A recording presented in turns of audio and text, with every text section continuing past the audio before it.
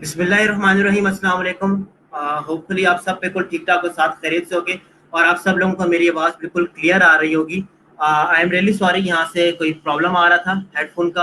अब मुझे लग रहा है कि आप लोगों को मेरी आवाज़ क्लियर आ रही है। अगर आप लोगों को मेरी आवाज़ क्लियर आ रही है तो प्लीज़ मुझे कमेंट सेक्शन के अंदर बता दें कि आप लोगों को मेरी आवाज़ बिल्कुल क्लियर आ रही है। और अपना आप लोग अटेंडेंस को सबसे पहले मार्क कर लो। अटेंडेंस मार्क करते हुए अपना CNIC हर किसी ने करेक्ट लिखना है। और स्टिल अगर किसी को कोई क्वेश्चन है, कोई चीज आप लोग पूछना चाहते हो, तो आज मैं क्वेश्चन आंसर सेशन रख रहा हूँ थोड़ा सा 5-10 मिनट का। अगर आपको कोई चीज ट्रबल कर रही है, कोई चीज नहीं समझ आएगी, तो आप लोग मुझसे पूछ सकते हो। ठीक है।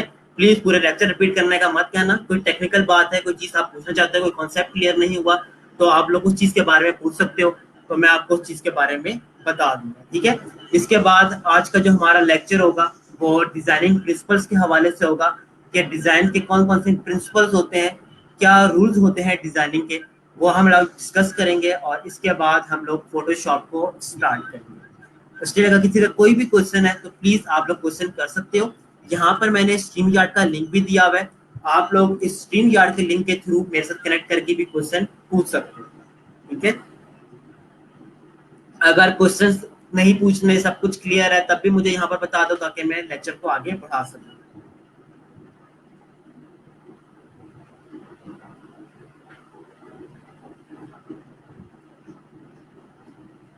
I am waiting for response. Please थोड़ा सा रिस्पॉन्सिव आप लोगों ने रिस्पॉन्सिवनेस शो करनी है।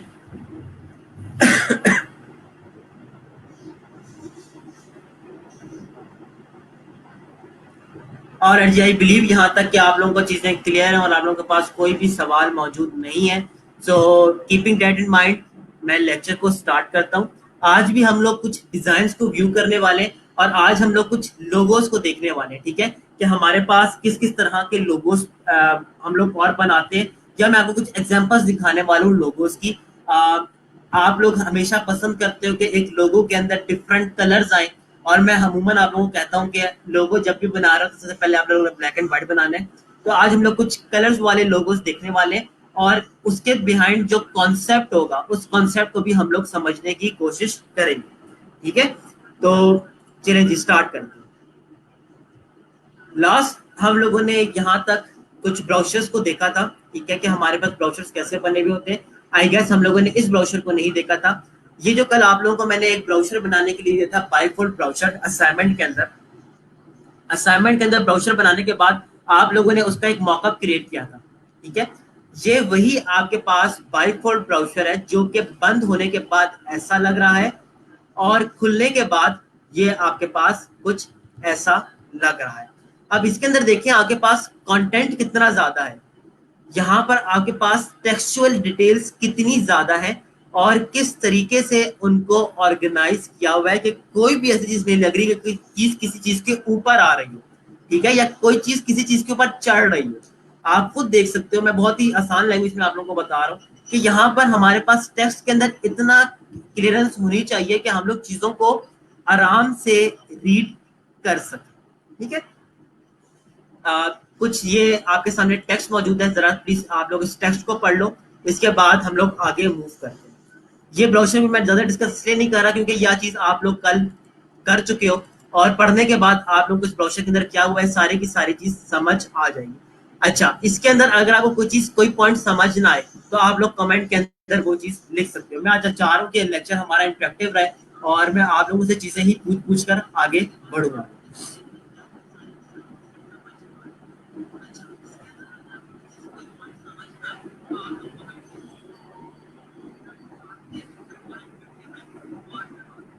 और जिस का क्वेश्चन आया, सर जब मैं सिलेक्शन कर रही होती हूँ सम टाइम डबल क्लिक ना करें, मैं भी वो खुद है, मीन्स के इनका मतलब है कि मैं डबल क्लिक ना भी करूं तब भी एंड पॉइंट के साथ चीज जाकर मिल जाती है। तो पहले मुझे ये बताएं कि आप टूल कौन सा यूज कर रही हैं। अगर आप अपने पास लेसो टूल यूज कर रही हैं, मैग्नेटिक लेसो टूल यूज कर रही हैं, या पॉलीगोनल लेसो टूल यूज कर रही हैं, तो इस सूरत में वो इसको ऑटोमेटिकली सिलेक्शन को एंड कर देता है। ठीक है। तो पहले आप अपने टूल को देखें कि आप कौन सा टूल अपने पास यूज कर रहे हो। अगर लेसो टूल होगा तो वो डबल क्लिक करने के ऊपर ज्वाइन होता है।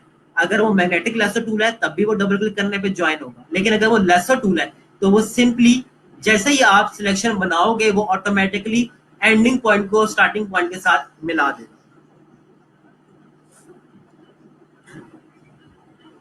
अच्छा, होपफुली आप लोगों ने ये डिटेल्स पढ़ ली होंगी। इस ब्रोशर को मैं ज्यादा डिस्कस नहीं कर रहा क्योंकि आप लोगों को ये चीज ऑलरेडी आप लोग कल बना चुके हैं। अब जो चीज मैं डिस्कस करना चाह रहा हूं वो ये,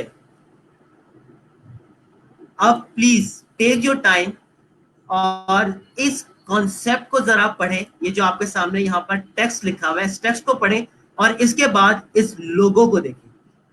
और अब आप लोगों को समझ आएगी कि लोगो किस टाइप के होते हैं। ठीक है, हमारे पास लोगो किस टाइप के बनते हैं, हम लोगों को लोगो बनाते हुए किन चीजों को ध्यान में रखना पड़ता है। प्लीज जरा इसको एक दफा पढ़ लें, इसके बाद हम आगे चलते हैं। ठीक है, मैं आपको फिर इसके बाद इसको थोड़ा सा एक्सप्लेन भी करता हूँ। सना, जब हम लोग फोटोशॉप को स्टार्ट करेंगे ना, तब आप मुझसे ये चीज पूछ लेना, मैं आपको करके भी दिखा दूंगा। ठीक है, तो फोटोशॉप स्टार्ट करने का वेट कर रहे थे, right now this is important. अब आप इसको व्यू करो। ठीक है, क्योंकि हम लेक्चर को स्टार्ट कर चुके हैं।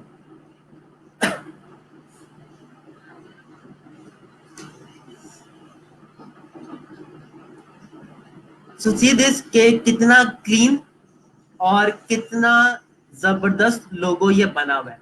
इस लोगो के अंदर अगर हम कलर्स की बात करें तो हमारे पास इस लोगो के अंदर कितने कलर्स यूज हो रहे हैं? दिस वन, एक, दो, तीन, चार, पांच, और इसके बाद इसकी शेडिंग 6। हमारे पास इस लोगो के अंदर 6 कलर्स शो किए जा रहे हैं। ठीक है, अब देखें ये जो 6 कलर्स हैं, इनके अंदर अगर हम बात करें शेडिंग की तो ये मस्टर्ड कलर, मस्टर्ड का डार्क कलर, और इसके बाद ये जो आपके पास ब्राउन आउटलाइन है, ये एक डिफरेंट, आप कह सकते हो एक ही ह्यू है लेकिन डिफरेंट इसके अंदर ब्राइटनेस सेटिंग्स हुई हुई है। इसी तरीके से अगर आप इस ग्रीन कलर को देखो तो ग्रीन कलर के अंदर भी आपके पास ह्यू क्या है? ह्यू किसे कहते हैं? कलर को कहते हैं। हमारे पास ह्यू कौन सा है? ग्रीन, लेकिन इसके अंदर 2 डिफरेंट शेड्स यूज हो रहे हैं। तो जब भी आप अपने पास लोगो बना रहे होते हो, आपको हमेशा कम से कम कलर्स रखने पड़ते हैं। लेकिन यहाँ पर अगर हम कलर्स की बात करें तो 2 ही कलर यूज हो रहे हैं, ग्रीन एंड मस्टर्ड, और उनके डिफरेंट शेड्स यहाँ पर यूज हो रहे हैं। अब देखिए इस कॉन्सेप्ट, जरा कॉन्सेप्ट को हम देखते हैं। नाम क्या है कंपनी का? सीड सोमो। सोमो किस वर्ड से निकला है? सोमो पहलवान, जो जापान के अंदर अमूमन पाए जाते हैं, जिन्हें हम सोमो पहलवान कहते हैं, जो कि बहुत ही भारी भरकम होते हैं। अब यहाँ पर नाम था सीड सोमो, तो उसी सोमो पहलवान के उसका कार्टून बनाकर उसके ऊपर क्या चीज प्लेस की गई है? एक सीट प्लेस किया गया, उसने एक सीट को उठा रखा है अपने शोल्डर्स के ऊपर। ठीक है, अब देखिए कितना क्लीन कॉन्सेप्ट बना हुआ है, बहुत ही कम कलर्स के साथ, और इसकी टाइपोग्राफी देखिए कितनी सिंपल रखी गई। अमूमन जब भी हम लोग लोगोस बना रहे होते हैं, याद रखें कि कुछ ओरिएंटेशन होती है लोगों की। ठीक है, ओरिएंटेशन से क्या मुराद? इतने हिस्से के ऊपर आपके पास आइकन आ रहा होता है, लाइक ये ग्राफिकल पार्ट, और इसके बाद इतने हिस्से पे आपका टेक्स्ट आ रहा है। समथिंग इतने हिस्से पे आपके पास आपका ग्राफिकल रिप्रेजेंटेशन सारी की सारी हो रही होती है, और इतने एरिया के ऊपर आपके पास टेक्स्ट आ रहा होता है, जिस तरीके से इस सिनेरियो के अंदर आया। एक और ओरिएंटेशन देख लें, यहाँ पर आपके पास ग्राफिक आइकन होता है और इसी के साथ यहाँ पर आपके पास टेक्सचुअल डिटेल्स आ रही है। ठीक है, ये कुछ ओरिएंटेशंस हैं लोगों की। जब हम लोग लोगो बनाते ना, तो हम लोगों ने कंपनी का नाम इतना बड़ा रखना होता है कि लोग उस लोगो देखकर उस कंपनी का नाम पढ़ सके। आज मुझे 2 स्टूडेंट्स ने लोगो सेंड किए थे, उनको भी मैंने यही बात बताई कि जब आप लोगो बना रहे होते हो तो टेक्स्ट, आप कंपनी खोलने पे शर्मिंदा नहीं हो। आपने ऐसा बिहेव नहीं करना कि आप कंपनी खोलने पर शर्मिंदा हो चुके हो या आपकी कंपनी का नाम आपकी शर्मिंदगी का बायस है। आपने अपनी कंपनी का नाम इतना बड़ा रखना होता है कि एटलीस्ट आपकी ग्राफिक रिप्रेजेंटेबल लगे। ठीक है, अच्छा अगले कॉन्सेप्ट के ऊपर जाते हैं। नाउ से दिस, ये लोगो आपके पास बना हुआ है किस कंपनी के लिए? Meat lovers, gourmet burger and CIE। ठीक है, गॉर्मे बर्गर एंड CIE। अब इसके अंदर देखें कॉन्सेप्ट क्या यूज है? Meet lovers. ये कंपनी क्या करती है? बर्गर्स बनाती है। अब जब इसने मीट लवर का वर्ड देखा तो इसने क्या कॉन्सेप्ट प्ले किया? डिफरेंट बर्गर्स के ऊपर आप लोगों ने देखा होगा, जितने आपके पास बड़े बड़े बर्गर्स होते हैं, अब उनके ऊपर इसी किसी से आपके पास स्टिक लगाई जाती है, स्टिक की ताकि उन चीजों को होल्ड आपस में किया जा सके, ठीक है। अब ये जो इसने चीज बनाई है मीट लवर्स, यहाँ पर इसने एक बर्गर की शेप बनाई है, बट आपने पास जो शेप यूज किया वो क्या यूज किया है, हार्ट की। हार्ट की चीज किसको रिप्रेजेंट कर रही है, लवर्स को यहाँ पर रिप्रेजेंट कर रही है। और मीट एंड बर्गर किसको रिप्रेजेंट कर रहे हैं, इस बर्गर को। ये जो आपके पास पिन लगाई गई है, ये स्टिक लगाई गई है, ये किसको रिप्रेजेंट कर रही है, इस बर्गर की शेप को रिप्रेजेंट करवा रही है। अब अगर मैं इस लोगो के ओवरऑल कलर्स की बात करूं तो इसके अंदर कितने कलर्स यूज हुए हैं हमारे पास, एक, दो, तीन, चार, और इसके बाद ये वाला पांचवा कलर है, और उसके बाद ये वाला आपके पास छठा कलर आ गया। और यहाँ पर जो आपके पास पहले हार्ट के अंदर जो कलर है, उसी को इसने लोगों के, इसने बैकग्राउंड, लोगों का बैकग्राउंड बना दिया। नाउ से दिस ओरिएंटेशन, मैंने आपको अभी आपको थोड़ी देर पहले बताई थी, इसकी ओरिएंटेशन क्या है, इसकी orientation something like this. Company का नाम एटलीस्ट इतना बड़ा होना चाहिए लोगों के अंदर कि वो नजर लाजमी आए। तो आप देख सकते हैं कि नाम के साथ इस तरीके से जब भी हम लोगो बनाने लगते हैं तो पहले कंपनी का नाम सोचें, नाम सोचने के बाद इसको आप बनाना अपने एंड पे शुरू करें, और उसी से कोई कॉन्सेप्ट बनाकर, ऐसा कॉन्सेप्ट ना जो कि सेंस भी बना रहा। तो ये एक लोगों की एग्जांपल थी जो कि मैंने आप लोगों के सामने रख दिया। होपफुली आप लोगों को ये चीज क्लियर आउट हो रही होगी। जहां पर जो चीज क्लियर आउट ना हो वहां पर आप लोग प्लीज मुझे रोक लीजिएगा, कि जहां पर आपको लगे कि मेरी स्पीड ज्यादा हो गई है तब भी आप लोग मुझे रोक सकते हैं, ठीक है। नाउ सी दिस लोगो, ये जो लोगो आपके पास बना हुआ है, ये बना हुआ है डॉलीज किचन का। किचन में आपके पास आप देख सकते हो दो आइटम्स यहाँ पर यूज किए गए, ठीक है। रोलिंग पिन के साथ साथ यहाँ पर इसने एक डोनेट को रिप्रेजेंट करवाया, ठीक है। रोलिंग पिन के साथ यहाँ पर इसका एक बोर्ड भी होता है, लेकिन उसको इसने किस चीज से रिप्रेजेंट करवाया, डोनेट से। इसका मतलब यह है कि डॉलीज किचन के अंदर यहाँ पर बेकिंग भी होती है। डोनेट किस तरीके से बनते हैं, बेक होकर बनते हैं। तो ये कॉन्सेप्ट देखें, इस तरीके से प्ले आउट किया गया। अब आप लोग कभी कभार कोई लोगो बनाते हो ना, तो आप लोग उसके अंदर टेक्स्ट को कुछ इतने हिस्से पे बस लिख देते हो, या इतने हिस्से पे लिख देते हो कि टेक्स्ट छुपा छुपा लगता है। अब नाउ से दिस, इस पूरे कॉन्सेप्ट को अगर आप देखो तो इस कॉन्सेप्ट के अंदर प्रॉपरली डॉलीज किचन, हमें जो जिस कंपनी के लिए, जिस पर्सन के लिए लोगो बना हुआ है, उसके लिए नाम फुली रिप्रेजेंट हो रहा है। क्या ऐसा लग रहा है कि हमने डॉलीज किचन को छुपा कर लिखा हुआ है, हमने डॉलीज किचन को बिल्कुल भी छुपा कर नहीं लिखा हुआ। कलर्स देखें, बहुत ही एक ही शेड के अंदर कलर्स यूज किए गए, रेड एंड ब्राउन का कंट्रास्ट बनाया गया। सीरीज लोगोस जब भी हम लोग बनाते हैं तो अपने पास कुछ ऐसे कॉन्सेप्ट्स के साथ प्ले आउट कर रहे होते हैं। आप लोग प्लीज इस डिस्कशन को भी पढ़ सकते हो। Finally Dolly's kitchen, they got the donut and the kitchen, the rolling pin, all that kind of stuff जो कि आगे पास किचन में यूज हो रहा होता है। This is really well done, you can read everything, it's very clean, very simple, it's very recognizable. I think that's good. देखिए, जब भी कोई चीज रिकॉग्नाइजेबल होती है तो वो चीज उतनी ही ज्यादा अच्छी होती है। डिजाइनिंग की डेफिनेशन हमने क्या देखी थी, हमने अपना मैसेज किसी को कन्वे करना। अगर हम एक लोगो बना दिया और लोग वो लोगो ही अपना मैसेज कन्वे नहीं कर पाएगा तो उस लोगो का कोई भी फायदा कभी भी नहीं होगा। तो आपने जब भी लोगोस बनाने हैं तो उसके अंदर आपने ये चीजें ध्यान रखने कि जो भी उस कंपनी का नाम हो वो मैसेज कन्वे भी हो रहा हो उसकी ऑडियंस की तरफ, ठीक है। अच्छा, ये तीन लोगोस देखने के बाद इसके अंदर कोई प्रॉब्लम, कोई चीज ना समझ आई, क्योंकि इसके बाद हम लोग अपना टॉपिक नया स्टार्ट करने लगे। तो यहाँ तक इन तीन लोगोस के अंदर कोई चीज आप अपनी सजेशन देना चाहो या कोई चीज आप लोग यहाँ पर ऐड ऑन करना चाहो तो आप लोग प्लीज कर सकते हो।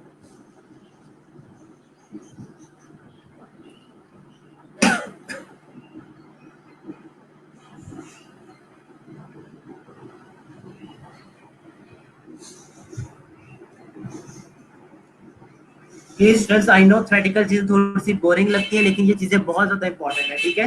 तो मैं आपको जगाने की जितनी कोशिश कर सकता हूँ ना ऑनलाइन, मैं उतनी आप लोग कोशिश कर रहा हूँ कि आप लोग मेरे साथ बंधे रहो और चीजों को समझते रहो, ठीक है। तो प्लीज बी रिस्पॉन्सिव, चीजों को यहाँ पर रिस्पॉन्ड भी करें। सिर्फ इसका वेट मत करें कि जब फोटोशॉप ऑन होगा तो हम लोग लेक्चर को देखना शुरू कर देंगे। These theoretical things are very important. अच्छा, अब हम लोग बात करने लगे हैं डिजाइनिंग के प्रिंसिपल्स की, लेआउट की एंड कंपोजिशन। देखिए, हम लोगों ने टूल्स सीख लिए, ठीक है। टूल्स सीखना सिर्फ इम्पोर्टेंट नहीं होता, उसके डिजाइनिंग के प्रिंसिपल्स के लेआउट कैसे बन, प्रिंसिपल्स हमने जानने हैं, उनके लेआउट्स कैसे बनते हैं, हम लोग एक कंपोजिशन आर्ट कैसे बनाते हैं, ये सारी की सारी चीजें अब हमारे लिए जानना बहुत ज्यादा जरूरी है। क्योंकि सिर्फ और सिर्फ डिजाइनिंग या सिर्फ अगर हम टूल्स की बात करें कि हमें एक पेन टूल आ गया, पेन टूल जानना इंपॉर्टेंट था, लेकिन इतना इंपॉर्टेंट नहीं जितना ये इन रूल्स को जानना इंपॉर्टेंट है। तो आप लोगों को मैं बेसिक नॉलेज जो है डिजाइनिंग टूल्स की वो दे चुका हूँ। अब हम लोग प्रिंसिपल्स और लेआउट्स को फॉलो करेंगे, और आप लोग खुद देखेंगे जितने भी आप लोगों ने असाइनमेंट की, या जितनी भी असाइनमेंट्स मैं आपको देता था, उन सब असाइनमेंट्स के अंदर ना ये रूल्स एंड कॉम्पोजिशन फॉलो होते थे, लेकिन आप लोगों को वो चीजें पता नहीं थी। आज वही चीजें हम लोग थ्योरेटिकली पढ़ने वाले, और एग्जाम्पल्स के साथ हम लोग इन चीजों को समझने वाले, ठीक है। Just give me a moment, बाहर से शोर आ रहा है, मैं विंडो को बंद कर दूं।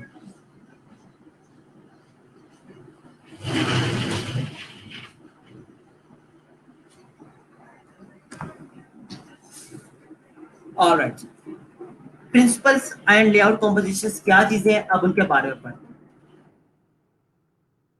The principles of layout composition are very very important to the overall concept of graphic design, and unless you have a good handle on these principles, you are not going to be able to become a good graphic designer. अगर इन tools के ऊपर आपकी knowledge नहीं होगी या आप इनको handle नहीं करोगे, तो आपको टूल्स जितने मर्जी अच्छे आते हो, आप उनसे एक अच्छा आर्टवर्क क्रिएट नहीं कर सकते। देखिए, इस कोर्स को जब हमने स्टार्ट किया, हम लोगों ने टूल्स को पढ़ना शुरू किया, क्योंकि हमें टूल्स के बारे में नॉलेज नहीं थी। जब हमें टूल्स की नॉलेज आ चुकी है, तो अब हम लोग प्रिंसिपल्स की बात करते हैं, अब हम लोग लेआउट की बात करते हैं, अब हम लोग कंपोजिशन की बात करते हैं, ताकि उन टूल्स को अब हम लोग राइट डायरेक्शन के अंदर यूज कर सकें, ठीक है। अब ये सारी की सारी चीजें किस तरीके से हमें काम आती हैं, अगले स्लाइड के अंदर हम लोग देखते हैं कि हमारे पास रूल्स क्या क्या है। 6 बेसिक प्रिंसिपल्स, अब हम 6 बेसिक प्रिंसिपल्स की बात करते हैं। नंबर 1 के ऊपर है आपके पास बैलेंस, नंबर 2 के ऊपर है आपके पास प्रॉक्सिमिटी, नंबर 3 के ऊपर है आपके पास अलाइनमेंट, नंबर 4 के ऊपर है रेपिटेशन, नंबर 5 के ऊपर है कंट्रास्ट, नंबर 6 के ऊपर है व्हाइट स्पेस। प्लीज अपने पास ये 6 प्रिंसिपल जो भी आपको नजर आ रहे हैं ना, इनको अपने पास नोटबुक के ऊपर लाजमी लिख लें। इनको अब हम लोग वन बाय वन डिस्कस करने वाले। अच्छा, क्योंकि इनकी भी फर्दर आगे और सब टाइप्स होंगी, जैसे ये बैलेंस है तो बैलेंस की भी सब टाइप्स मौजूद है, ठीक है। तो अब हम लोग उनको देखने वाले हैं। आज हम एटलीस्ट अपने पास 2 से 3 प्रिंसिपल्स को पढ़ेंगे, और 2 से 3 प्रिंसिपल्स हम लोग नेक्स्ट लेक्चर के लिए रखेंगे। तो बहुत ही तहम्मुल मिजाजी के साथ आप लोगों को लेकर चलूंगा, लेकिन प्लीज आप लोगों ने इन चीजों को गौर से समझना है, ये चीजें बहुत इंपॉर्टेंट है। सबसे पहले बात करते हैं बैलेंस की। बैलेंस क्या है? तवाजुन, बराबरी, ठीक है। अगर हम बैलेंस की बात की जाए तो हमारे सबसे पहले हमारे जहन में क्या चीज आती है? तराजू। तराजू क्या करता है? चीजों को बैलेंस करता है। जैसे ही लेफ्ट साइड है, वैसे ही आपके पास राइट साइड भी होनी चाहिए। तो चलिए हम लोग बैलेंस की बात करते हैं। बैलेंस क्या है? The visual waiting of a layout. मेरे पास एक लेआउट बना हुआ है, मेरे पास एक कैनवस है, उसको मैं विजुअली किस तरीके से वेट कर सकता हूँ, ठीक है। उसके अंदर मैं किस तरीके से वजन डाल सकता हूँ। अब अगर मेरे पास लेट सपोज एक आर्ट वर्क है, ठीक है, मैं आपके सामने यहीं पर एग्जांपल क्रिएट कर रहा हूँ। लेट सपोज ये मेरे पास एक कैनवस है, ठीक है।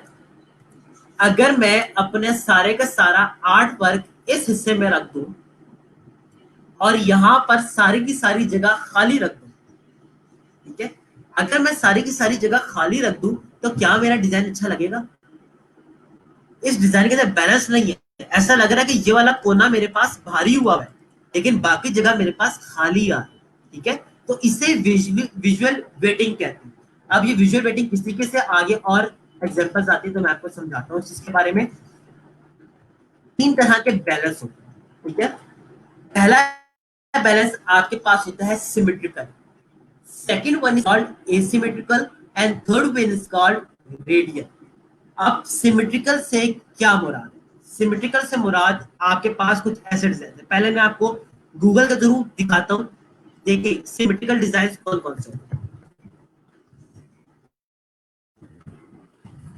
Now फिर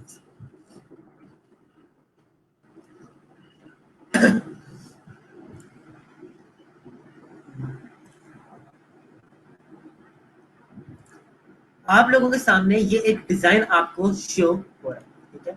अब हम इस डिजाइन को सिमेट्रिकल कैसे कह सकते हैं।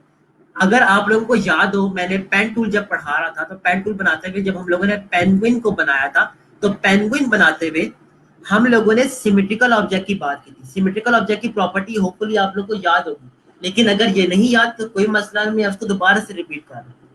कोई भी ऐसा ऑब्जेक्ट जिसको मैं आधा कर दूं, तो जैसी उसकी लेफ्ट साइड है वैसे ही उसकी राइट साइड बनेगी। इस तरीके से अभी आप लोगों के सामने क्रिएट करके दिखा।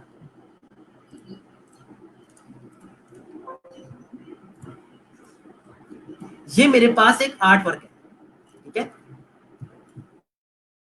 अगर मैं अपने इस आर्ट वर्क को हाफ वे छिपा दूं, जैसे ही इसकी ये वाली साइड है वैसे ही इसकी दूसरी वाली साइड है, फर्क क्या है, सिर्फ रिफ्लेक्शन का। ऐसा आर्ट वर्क, कोई भी हम लोग ऐसा आर्ट वर्क बनाए, कोई भी हम लोग ऐसा आर्ट वर्क बनाए जिसकी एक साइड वैसे ही हो जैसी इसकी दूसरी साइड है, तो इस सिनेरियो को हम लोग कहते हैं कि ये जो हमारे पास डिजाइन है, ये डिजाइन बेसिकली बना हुआ है सिमेट्रिकल डिजाइन बना हुआ है। जैसी इसकी लेफ्ट साइड है वैसे ही उसकी राइट साइड भी मौजूद है। तो ऐसे डिजाइन को हम लोग कहते हैं सिमेट्रिकल डिजाइन, ठीक है। होपफुली आप लोगों को चीज क्लियर होगी। अब मैं आपके सामने सारे एग्जांपल्स रख देता हूँ। इसको मैं अगर हाफ में डिवाइड करूँ तो इसकी जैसी हाफ साइड है वैसे ही इसकी दूसरी वाली साइड भी मौजूद है। इस डिजाइन को देख ले, जैसे ही इसकी ये वाली साइड है वैसे ही इसकी दूसरी वाली साइड भी है। इस बटरफ्लाई को देख ले, जैसे ही इसकी ये वाली साइड है वैसे ही इसकी दूसरी साइड भी मौजूद है। तो ये जो आपके पास डिजाइन कहलाते हैं जिनके अंदर वेटेज ऑफ ऑब्जेक्ट सेम हो, जैसे ही लेफ्ट साइड पे हो वैसे ही राइट साइड पे हो, या जैसे टॉप पे हो वैसे ही बॉटम के ऊपर हो, ऐसे डिजाइन को हम लोग कहते हैं सिमेट्रिकल डिजाइन, ठीक है। होपफुली आप लोग को ये चीज क्लियर आउट हो गई। हाँ, अगली चीज है एसिमेट्रिकल डिजाइन। एसिमेट्रिकल डिजाइन हमारे पास कौन कौन से होते हैं। सबसे अच्छी एग्जांपल इज दिस वन।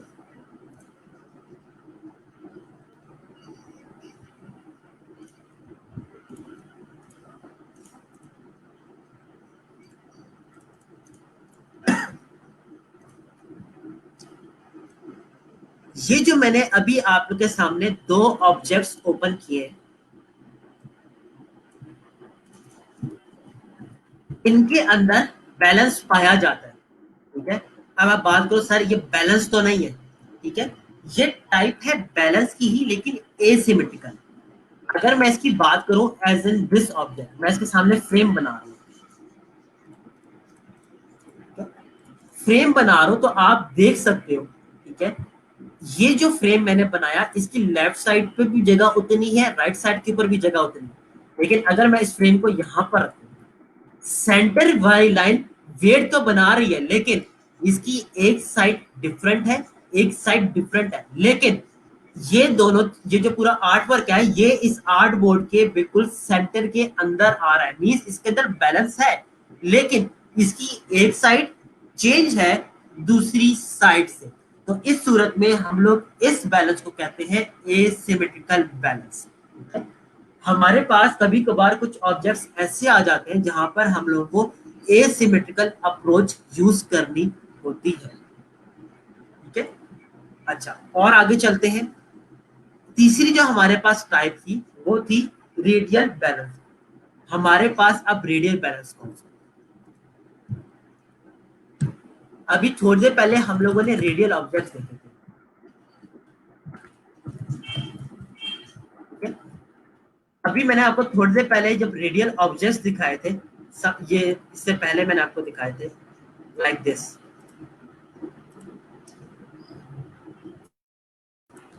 ये वाले ऑब्जेक्ट्स। अब देखें ये वाले ऑब्जेक्ट्स क्या है, रेडियल है।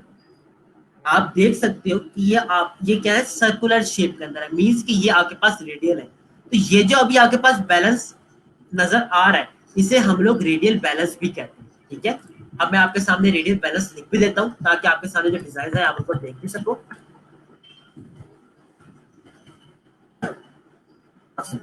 ये सारे के सारे डिजाइन अब आपस में left and right side same है, तो ये क्या कहलाते हैं, सिमेट्रिकल। लेकिन राउंड शेप में, सर्कुलर शेप में होने की वजह से ये जो आपके पास डिजाइन है, ये डिजाइन कहलाते हैं रेडियल बैलेंस डिजाइन। ठीक है, तो अगर आपके पास ऑब्जेक्ट स्क्वायर फॉर्म के अंदर हो तो वो सिमेट्रिकल ऑब्जेक्ट, सिमेट्रिकल बैलेंस के अंदर की कैटेगरी के अंदर फॉल करते हैं। लेकिन अगर आपके पास ऑब्जेक्ट्स सर्कुलर फॉर्म के अंदर हो, जिनके अंदर रेडियस इंक्लूड हो जाता है, तो उस फॉर्म को हम लोग कहते हैं रेडियल बैलेंस डिजाइन। ठीक है,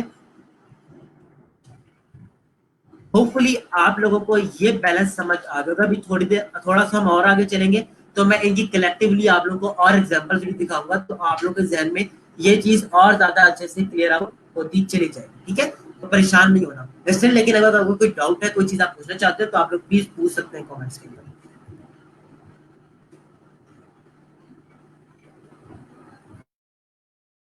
नाउ व्हाट इज प्रॉक्सिमिटी?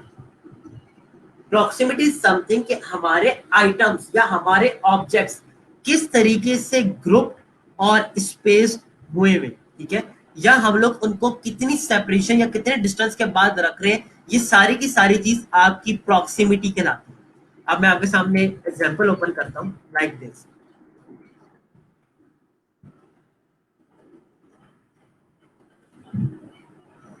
इस डिजाइन के अंदर अगर हम बैलेंस की बात करें, तो इस डिजाइन के अंदर आपके पास जो बैलेंस है वो इस टाइम है एसिमेट्रिकल बैलेंस। इसी डिजाइन के अंदर अब मैं प्रॉक्सिमिटी की बात करता हूं। प्रॉक्सिमिटी क्या चीज है? Proximity is something like this. Zoom कर रहा हूं।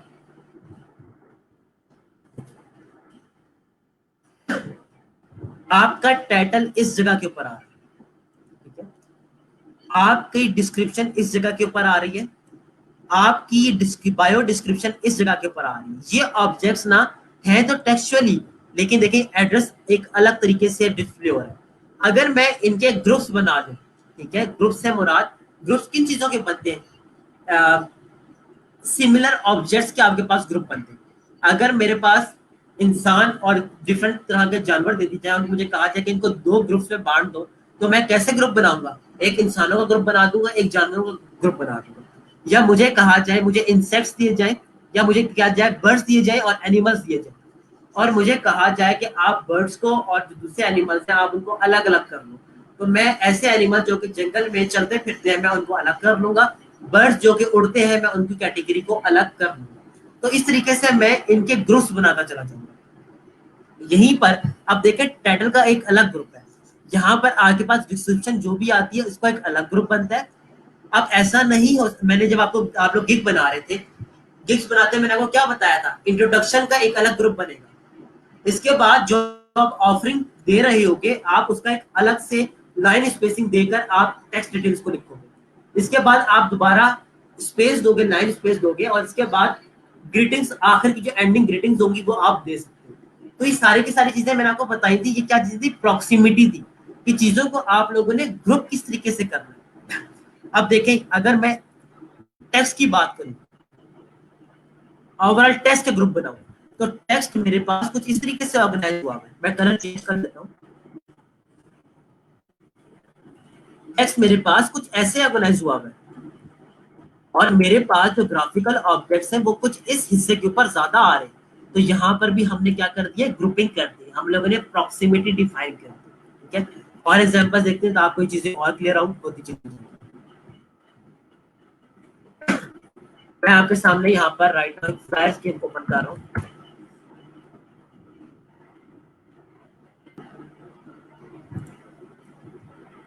और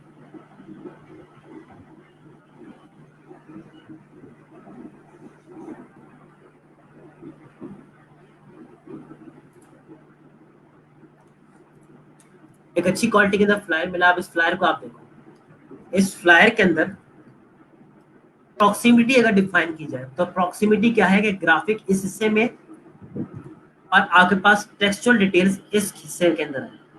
ये चीज आपके पास क्या है, प्रॉक्सिमिटी। इसी तरीके से अगर मैं अपने पास मेन्यू कार्ड ओपन करूं,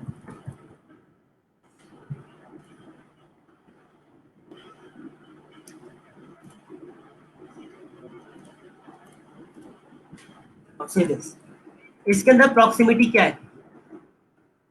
सबसे पहले बैलेंस की बात करते हैं। क्या इसकी लेफ्ट हैंड साइड और right hand side, left and right, क्या दोनों आपस में बराबर आ रही हैं? अगर ये आपस में बराबर आ रही है तो इसका मतलब है कि इसके अंदर आपके पास बैलेंस कौन सा है, आपके पास इसके अंदर सिमेट्रिकल बैलेंस मौजूद है। ठीक है, आपके पास इसके अंदर सिमेट्रिकल बैलेंस मौजूद है। अब इसके अंदर अगर मैं प्रॉक्सिमिटी की बात करूं तो प्रॉक्सिमिटी क्या है, जो आपके पास लस्सी एंड जूसेस वगैरह है वो एक कैटेगरी के अंदर है, शेक्स आपके पास एक कैटेगरी के अंदर है, स्वीट डिश आपके पास एक कैटेगरी के अंदर है। ठीक है, अब जहां पर एंड हो रही है तो वो यहां पर जा रही है। अब आप देख दो कि सारी की सारी चीजें वो क्या है, ग्रुप हुई हुई है। क्या ऐसा हो रहा है कि यहाँ से हॉट ड्रिंक्स को उठाकर लस्सी एंड जूसेस के अंदर डाल दिया जाए, क्योंकि जूसेस अमूमन क्या होते हैं, ठंडे होते हैं। अब यहाँ पर जो हॉट ड्रिंक्स है अगर हम उनको उठाकर इसके अंदर डाल दें और इसमें से कुछ चीजें उठा के यहाँ पर डाल दें, तो क्लाइंट या आप एज अ बायर कभी इन चीजों को परचेज कर पाओगे? आप एक रेस्टोरेंट के अंदर जाओ आपने पिज्जा ऑर्डर करना है, लेकिन पिज्जा के साथ ही उन्होंने जूस को भी भरा हुआ है, उन्होंने वहीं पर ना आपके सामने हॉट ड्रिंक्स को भी भर के रखा हुआ है, आप पिज्जा को ही सिलेक्ट नहीं कर पाओगे। तो वहां पर आपके पास क्या चीज इंपॉर्टेंट होती है, प्रॉक्सिमिटी, कि जहां पर आपके पास सिमिलर काइंड ऑफ ऑब्जेक्ट्स है आप उन्हें हमेशा एक साथ रखो। होपफुली आप लोगों को बैलेंस एंड प्रॉक्सिमिटी यहाँ तक क्लियर आउट हो गया होगा। किसी को कोई चीज नहीं क्लियर, कोई चीज डाउट दे रही है तो आप लोग प्लीज कमेंट सेक्शन के अंदर पूछ सकते हैं। अच्छा, अब इसके बाद जो अगली चीज है वो है अलाइनमेंट। अलाइनमेंट तो आप समझ लेना कि एक डिजाइन की ना बैकबोन। एक डिजाइन के अंदर अगर अलाइनमेंट मौजूद नहीं होगी तो वो डिजाइन कभी भी अच्छा नहीं हो सकता।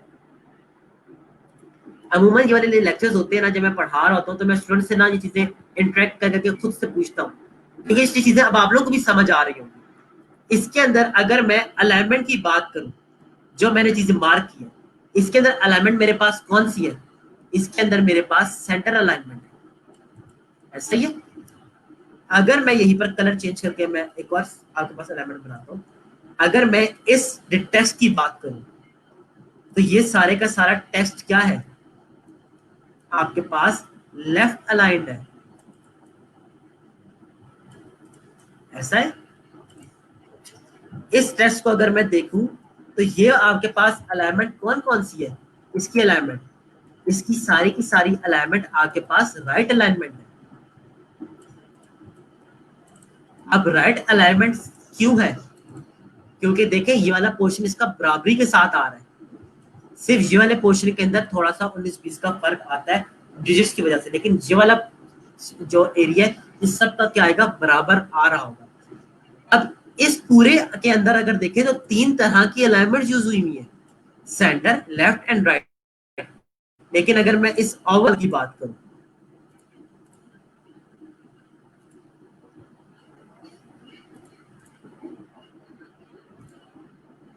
इस ओवरऑल के अंदर मैं बात करूं कि मेरे पास ये सेंटर है, तो इसके अंदर इन सब ऑब्जेक्ट्स की अलाइनमेंट अगर मैं ग्रुप करके अलाइन करूं तो मेरे पास अलाइनमेंट क्या बनती है, अगेन मेरे पास अलाइनमेंट सेंटर बनती है। तो अलाइनमेंट किस चीज के ऊपर बेस कर रही होती है, अलाइनमेंट आपके पर्सपेक्टिव के ऊपर के ऊपर रिस्पॉन्ड कर रही होती है, कि अगर आपने सिर्फ इस ऑब्जेक्ट को देख रहे हैं तो इसके अंदर अलग से अलाइनमेंट होनी चाहिए, इसको ओवरऑल देख रहे हैं तो इसके अंदर अलग से अलाइनमेंट मौजूद होनी चाहिए। अब अलाइनमेंट के एग्जांपल्स और देख लेते हैं।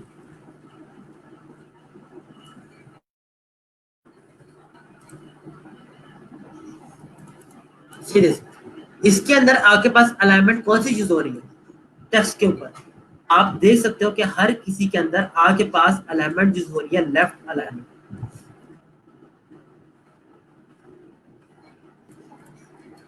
तो इट्स सेल्फ किसी भी डिजाइन के अंदर ना अलाइनमेंट बहुत जरूरी होती है। अब क्या, अब देखिए आप लोगों के सामने ना मैं कुछ एग्जांपल क्रिएट करता हूँ ताकि आपको ये चीजें और अच्छे से समझ आ सके। और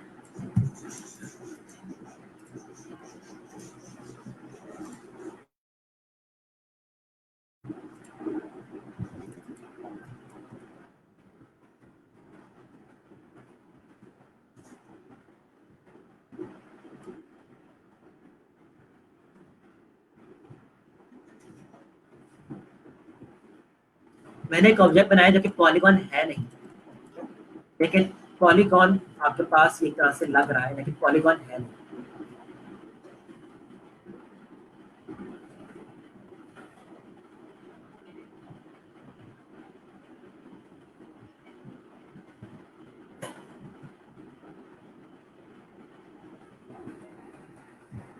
लेट्स सपोज ये मेरे पास एक लोगो बन गया,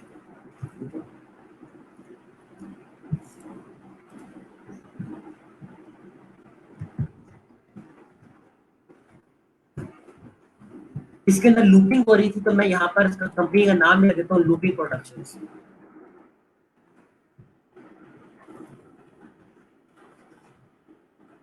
मैं लूप, अब देखिए यहाँ पर ना अलाइनमेंट बड़ी मैटर करती है। ये एक अलग ऑब्जेक्ट है, ठीक है, मैं इसको ग्रुप कर लेता हूँ। अब इस टेक्स्ट को अगर मैं यहाँ पर रखूंगा तो ये लोगो कभी भी अच्छा नहीं लग सकता, ठीक है। अब ये चीजें मैं आपको क्यों बता रहा हूँ, क्योंकि प्रॉब्लम्स मैं आप लोग के एंड के ऊपर देख रहा हूँ। एक ये ओरिएंटेशन, अब कोई मुझे ये ओरिएंटेशन बनाकर देता है, ठीक है, इसी के साथ ही कुछ लोग मुझे ये ओरिएंटेशन बनाकर देते हैं।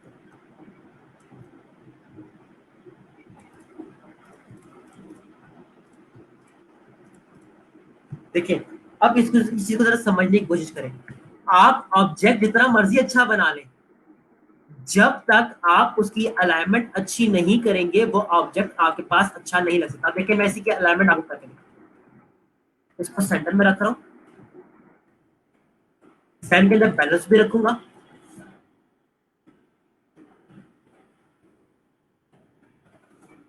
फॉन्ट मेरे पास यही है, और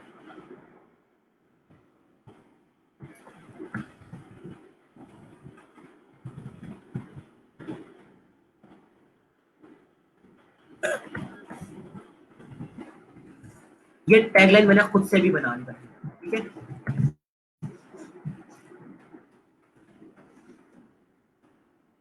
अब अगर मैं इसको यू निकाल कर रख दूं, क्या ये चीज अच्छी लगेगी?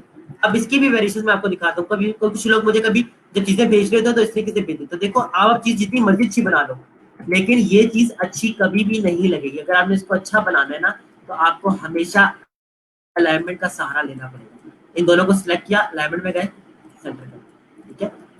इन दोनों को आपस में क्या कर लिया, ग्रुप कर लिया।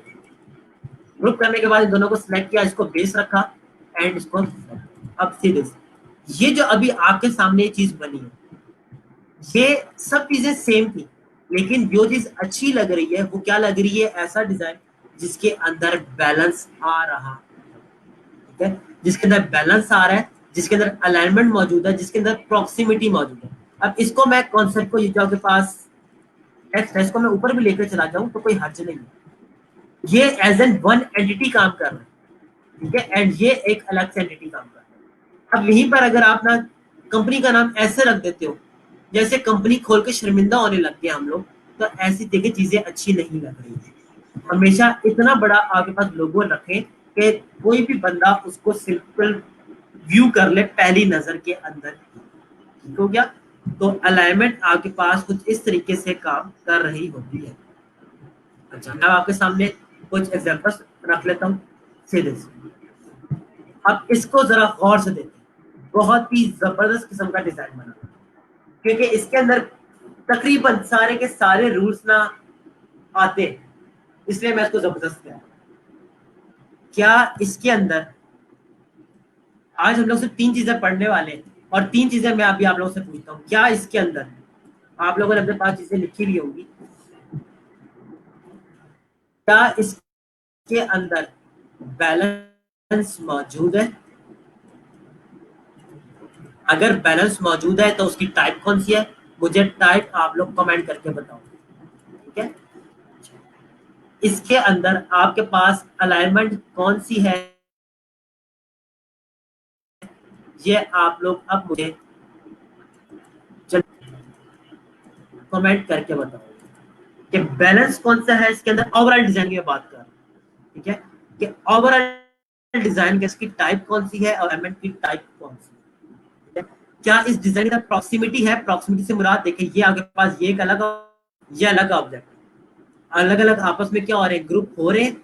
जी बिल्कुल हो रहे हैं, तो इसका मतलब है कि इसके अंदर प्रॉक्सिमिटी मौजूद है। अब मुझे बैलेंस टाइप और अलाइनमेंट टाइप जल्दी से इसको बताएं, फिर हम लोग ना फोटोशॉप की तरफ चलते हैं।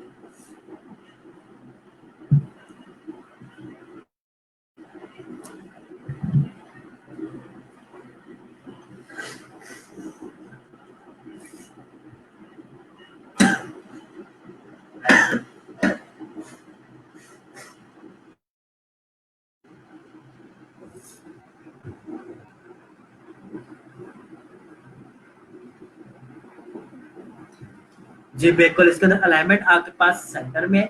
और बैलेंस की टाइप कौन सी है? जी बिल्कुल, आपके पास बैलेंस इसके अंदर है सिमेट्रिकल, और जो अलाइनमेंट है वो आपके पास सेंटर के अंदर है। अभी थोड़ी देर पहले हम लोगों ने 6 टाइप्स पढ़ी थी। उन 6 टाइप्स के अंदर ना आपके पास कंट्रास्ट भी मौजूद था। अगर आप लोगों ने वो 6 टाइप्स अपने पास लिखी हो, क्या इसके अंदर कंट्रास्ट आ रहा है? जैसे इसकी वैसी एक साइड है, उसकी ऑपोजिट दूसरी साइड बनी है, कंट्रास्ट भी देखिए इसके अंदर आ रहा है। इसके अंदर आपके पास व्हाइट स्पेसिंग भी आ रही है। व्हाइट स्पेसिंग क्या होती है, ये मैं इंशाल्लाह आप लोगों को कल वाले लेक्चर के अंदर बताऊंगा। देखिए इसके अंदर व्हाइट स्पेसिंग भी अब आपके पास मौजूद है, इसके अंदर कंट्रास्ट भी मौजूद है, इसके अंदर अलाइनमेंट भी मौजूद है, इसके अंदर आपके पास बैलेंस भी मौजूद है। इस डिजाइन के अंदर डिजाइनिंग के सारे प्रिंसिपल, सारे के सारे लेआउट कंपोजिशन के रूल्स फॉलो कर रहे होते हैं। अब आप देख सकते हो कि ये डिजाइन क्या है, जैसे इसकी एक साइड है वैसे ही इसकी दूसरी साइड, ठीक है। अलाइनमेंट मौजूद है, इसके कंट्रास्ट मौजूद है, इसके अंदर वाइड स्पेसिंग मौजूद है। वाइड स्पेसिंग क्या होती है, कंट्रास्ट क्या होता है, इंशाल्लाह अपकमिंग लेक्चर्स में बताऊंगा। यहाँ तक अगर कोई चीज आपको ना समझ आई हो तो आप लोग पूछ सकते हैं, ठीक है। आप लोग पूछ सकते हैं, मैं लोग कमेंट्स का भी वेट करता रहूंगा। अब देखें अलाइनमेंट को, देखें ओवरऑल डिजाइन क्या है, यहाँ पर centre align, left and right align का मतलब क्या है कि आपके पास जो डिटेल फुटर है वो आपके पास राइट अलाइंड हुआ है, जो आपके पास टेक्स्ट डिटेल्स है वो आपके पास क्या है, लेफ्ट अलाइंड हुई है। इसी तरीके से ये डिटेल्स आपके पास लेफ्ट अलाइंड हुई है, ऊपर वाली डिटेल्स राइट अलाइंड हुई है। इनकी सबसे अच्छी एग्जांपल पता है क्या है? होपफुली आप लोगों को याद होगा, मैट्रिक के जब 9th और 10th के बोर्ड के एग्जाम्स होते थे, तो हर साल ना फेडरल बोर्ड ना एक नया एप्लीकेशन और लेटर का पैटर्न ना इंट्रोड्यूस करवा देता था। और सबसे ज्यादा जो एप्लीकेशन और लेटर के अंदर जो चीज याद रखने वाली होती थी वो पता है क्या होती थी? टू द प्रिंसिपल, स्कूल का नाम, डेट हम लोग लिखते थे, तो उसके आगे कॉमा कहाँ पर आएगा, डॉट कहाँ पर आएगा, कॉलन कहाँ पर आएगा, yours obediently, yours affectionately, X Y Z date, उसके अंदर कॉमा कहाँ पर आएगा, डॉट फुल स्टॉप कहाँ पर आएंगे। सबसे ज्यादा याद रखने वाला जो मुश्किल काम होता था ना वो यही होता था, और इसी के नंबर होते थे। तो वो चीजें क्या थी, वो एक अलाइनमेंट थी, वो एक अलाइनमेंट का पैटर्न था लेटर की और एप्लीकेशंस का, जिसके ऊपर आपको नंबर मिलते थे।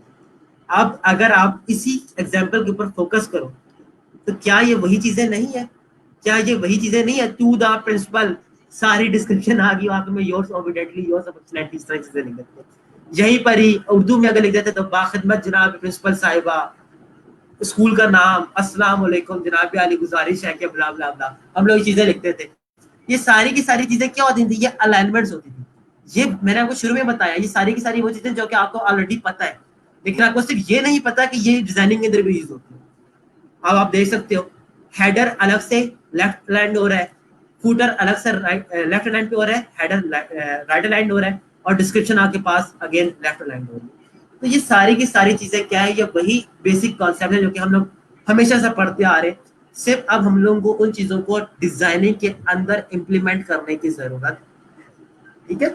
जब भी मुझे कोई लोगो या कोई भी अब अपना आर्ट वर्क वगैरह भेजते हैं, तो उसके अंदर अलाइनमेंट को आप लोगों ने फोकस के अंदर रखना। आज से पहले आप लोग मुझे लोगो ऐसे बनाकर भेजते थे तो मैं आपको कुछ नहीं कहता था, मैं कहता था उसको उठा के नीचे ले जाए या उसको उठा के बड़ा कर दे। अब मैं टेक्निकल टर्म्स के ऊपर बात करूंगा। अब मैं इसके बात करूंगा कि इस डिजाइन के अंदर बैलेंस लेकर आए। अब मैं आपसे बात किया करूंगा इस डिजाइन के अंदर अलाइनमेंट लेकर आए, ठीक है। इस डिजाइन के अंदर कंट्रास्ट लेकर आए, इस डिजाइन के अंदर वाइट स्पेसिंग लेकर आए। अब मैं आप लोगों के साथ टेक्निकल टर्म्स के अंदर बात करना शुरू कर दूंगा अपकमिंग डेज के अंदर, ठीक है। तो होपफुली आप लोगों को ये तीन चीजें हम लोगों ने अभी तक पढ़ी अपने पास, अलाइनमेंट, प्रॉक्सिमिटी और बैलेंस, ये आप लोगों को क्लियर होगा। यहाँ तक अगर कोई भी कंफ्यूजन है, कोई चीज आप पूछना चाहते हो तो आप लोग प्लीज पूछ सकते हो, आप लोग मुझसे पूछ सकते हो। और ये इसके बाद एक और एग्जांपल है, ये एग्जांपल मैं कल दोबारा रिपीट, ये वाली एग्जांपल मैं कल पढ़ाऊंगा। क्यों पढ़ाऊंगा? ताकि आपको ये वाली चीजें भी रिवाइज हो जाए और फिर हम लोग नेक्स्ट टॉपिक की तरफ भी जा सके, ठीक है। तो होपफुली आप लोग को यहाँ तक ये चीजें समझ आ गई होंगी। अगर किसी के एंड के ऊपर किसी को कोई प्रॉब्लम है, कोई चीज नहीं समझ आएगी तो वो पूछ सकते हैं, ठीक है। सिर्फ एक छोटी सी एग्जांपल आप लोगों के सामने यहाँ पर रख रहा हूँ। Don't forget annual enrolment.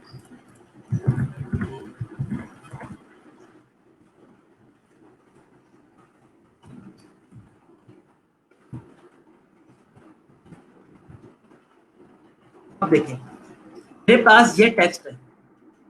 Alignment की गलती ये नहीं होती कि मैं इसको एक को लेफ्ट पे रखूं या राइट पे रखूं, ये अलाइनमेंट की गलती नहीं है।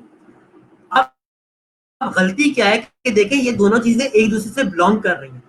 अगर मैं इन दोनों को राइट अलाइन पे रख रहा हूं, लेकिन मैं अब इस तरीके से रख रहा हूं, ना ये मेरे पास अब राइट अलाइन बन रहा है, ना ये मेरे पास लेफ्ट अलाइन बन रहा है, ना ही ये मेरे पास सेंटर अलाइन बन रहा है। तो ये मेरे पास क्या है, एक बहुत बड़ी प्रॉब्लम है। इसको मैं इस तरह रखना चाहूँ ना तो इट्स ओके, कोई मसला नहीं है, ये काबिल कबूल है। लेकिन इसको ये रखना है, यहाँ पे रखना काबिल कबूल नहीं है।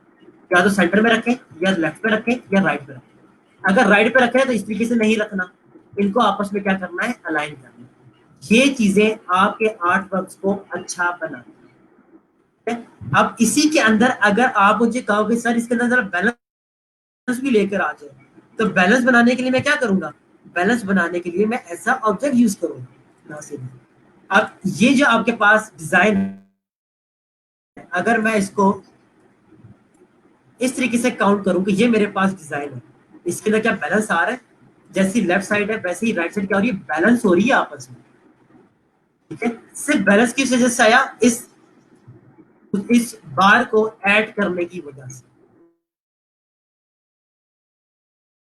ठीक है। तो आप अपने डिजाइन भी कर सकते, लेकिन यहाँ पर ये काम करो, यहाँ पर डोंट फॉरगेट लिखो, अब ये चीज कोई सेंस नहीं बना, ना अलाइनमेंट सही हो रही है, ना आपके पास बैलेंस सही बन रहा है। तो आप लोगों को इन चीजों का अपने पास बहुत ज्यादा रखना होगा। कोई टेक्स्ट लिख रहे हैं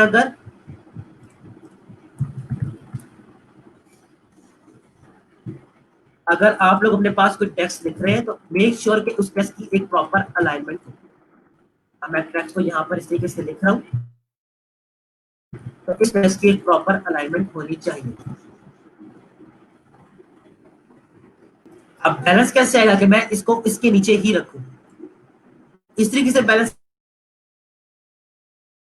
कैसे आएगा कि मैं इसको राइट पे करूं, राइट के ऊपर आ रहा हूं, अब इसके अंदर बैलेंस क्रिएट हो रहा है।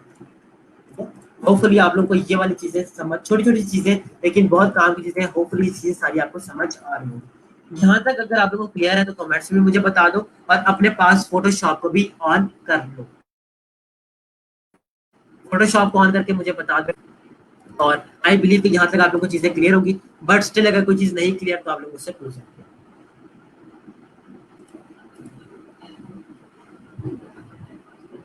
जी बिल्कुल, बी एंड सी जो ऑप्शन हमारे पास थी, ये अलग अलग तरीके से अलाइन हुई। इनके एक ऑब्जेक्ट्स हेडर फुटर राइट पे अलाइन हुए हुए थे, और जो डिटेल्स थी वो लेफ्ट पे अलाइन हुई, ठीक है।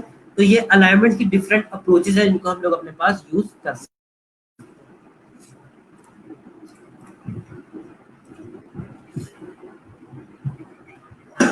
ओपन करने के बाद काइंडली मुझे बता दें कि आप लोग के पास फोटोशॉप ओपन हो चुका है।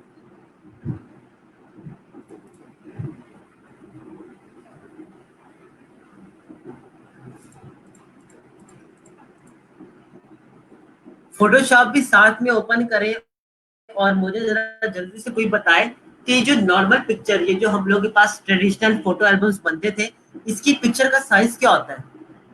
ये जो पाकिस्तान में हम लोग एक फोटो एल्बम बनवाते हैं ना, शादी ब्याह के फोटो एल्बम की बात नहीं कर रहा, एक फोटो एल्बम होता है जहां पर हम लोग रील देते थे और रील के बाद हमारे पास एक फोटो एल्बम बनकर आ जाता था। उस फोटो एल्बम के ऊपर जो एक नॉर्मल इमेज का साइज होता है, क्या कोई मुझे बता सकते हैं, कोई अंदाजा लगा सकता है कि उस इमेज का साइज क्या होता है? जरा वो जो अंदाजा लगाकर भी ना यहाँ पर बता दे, एक तुक्का लगा दे मुसलमानों। ठीक है।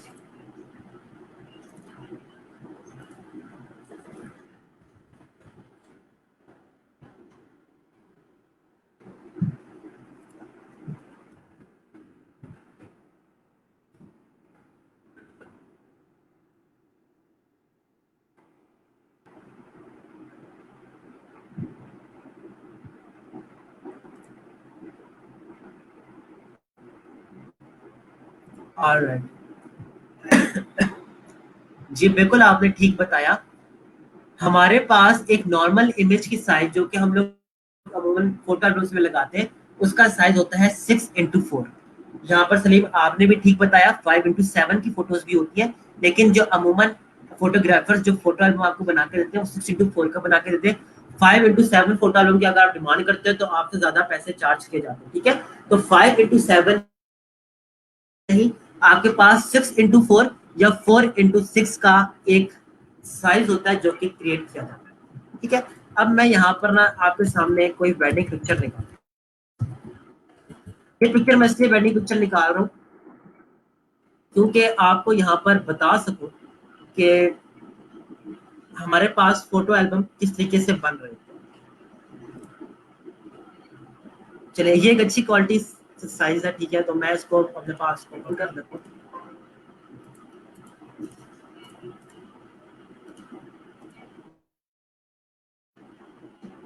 ओ जी, मेरे मैं चेंज कर रहा हूँ पिक्चर, मुझे नहीं पता था ये इनकी पिक्चर है।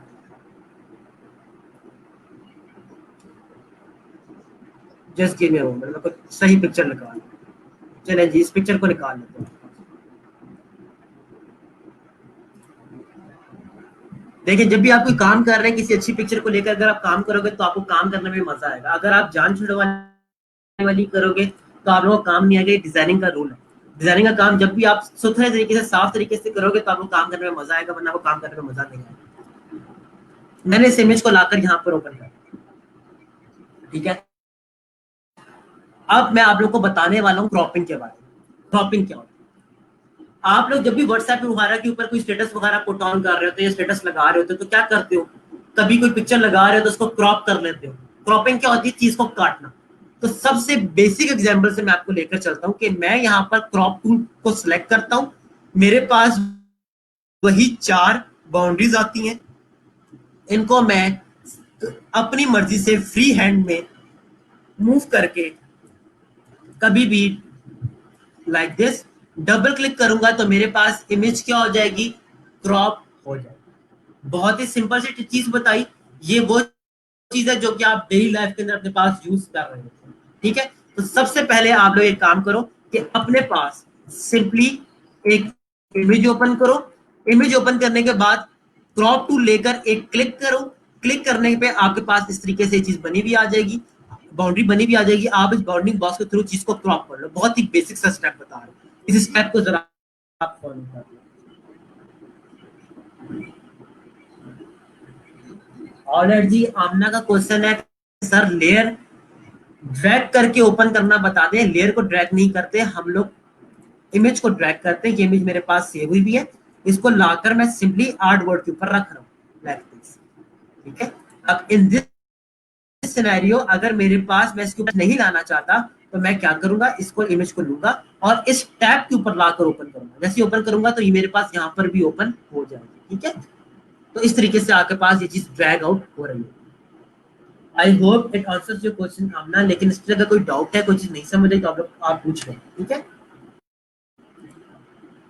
क्रॉप करने के बाद जरा कमेंट के अंदर जल्दी से बता दें कि आप लोग क्रॉप कर चुके हो ताकि मैं आगे चल सकूं।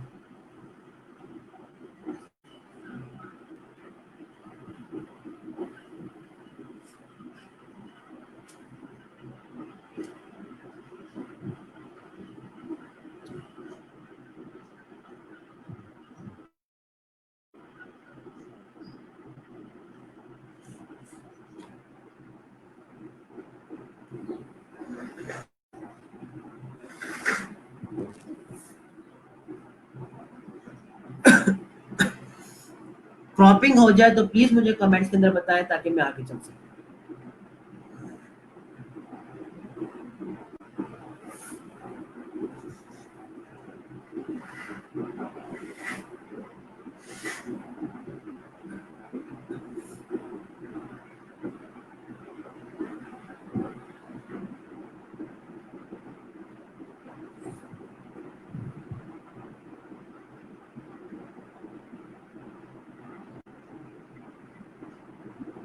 अच्छा, अच्छा, अब ये चीज पूछो। देखो, ये मेरे पास एक इमेज है।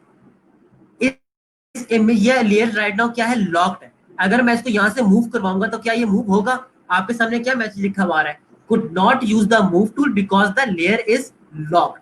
अगर मैं लेयर के लॉक को खत्म कर लूं, अब मैं अगर इसको यहाँ से पिक आउट करूं, देखिए आपको यहाँ से पिक आउट करना है, यहाँ से पिक आउट नहीं करना। यहाँ से पिक आउट करते हुए मैं पहले टैब के ऊपर लेकर आऊंगा ताकि वो टैब ओपन हो। ओपन होने के बाद अभी मैंने क्लिक को होल्ड किया हुआ है, छोड़ा नहीं है। यहाँ पर लाकर अब छोड़ूंगा। जब मैं इसको छोड़ूंगा तो वो लेयर मेरे पास यहाँ पर आ जाएगी। ठीक है।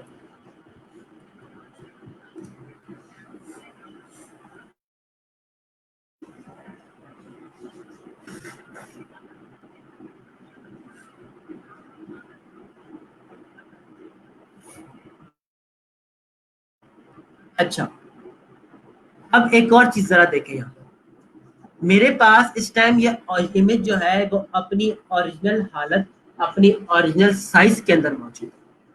अगर मैं क्रॉप टूल लूं और इस एरिया को बड़ा कर दूं लाइक दिस, ठीक है, तो ये क्या करेगा, जो आपके पास बैकग्राउंड के अंदर कलर होगा ना, ठीक है, वो यहाँ पर शो करना शुरू कर देगा। जाहिर सी बात है, जब आपने एक इमेज को क्रॉप किया, बड़ा छोटा तो करना समझ आता है।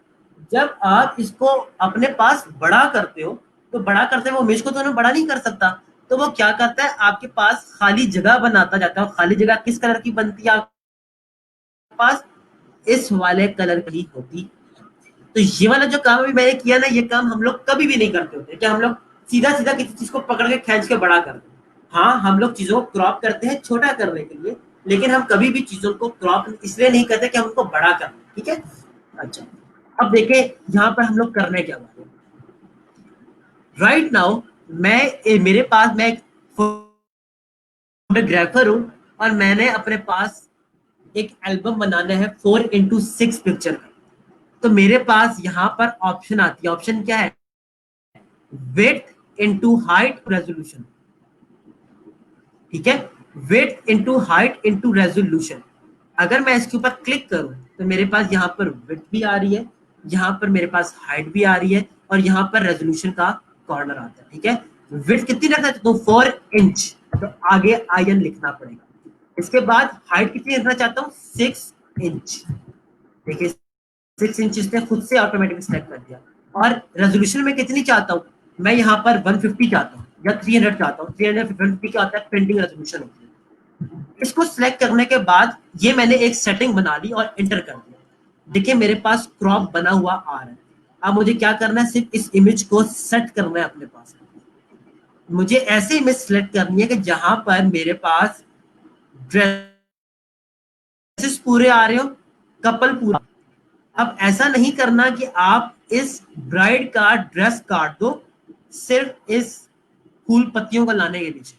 ठीक है, मैं आपको क्रॉपिंग के ना कुछ रूल्स बता रहा हूँ।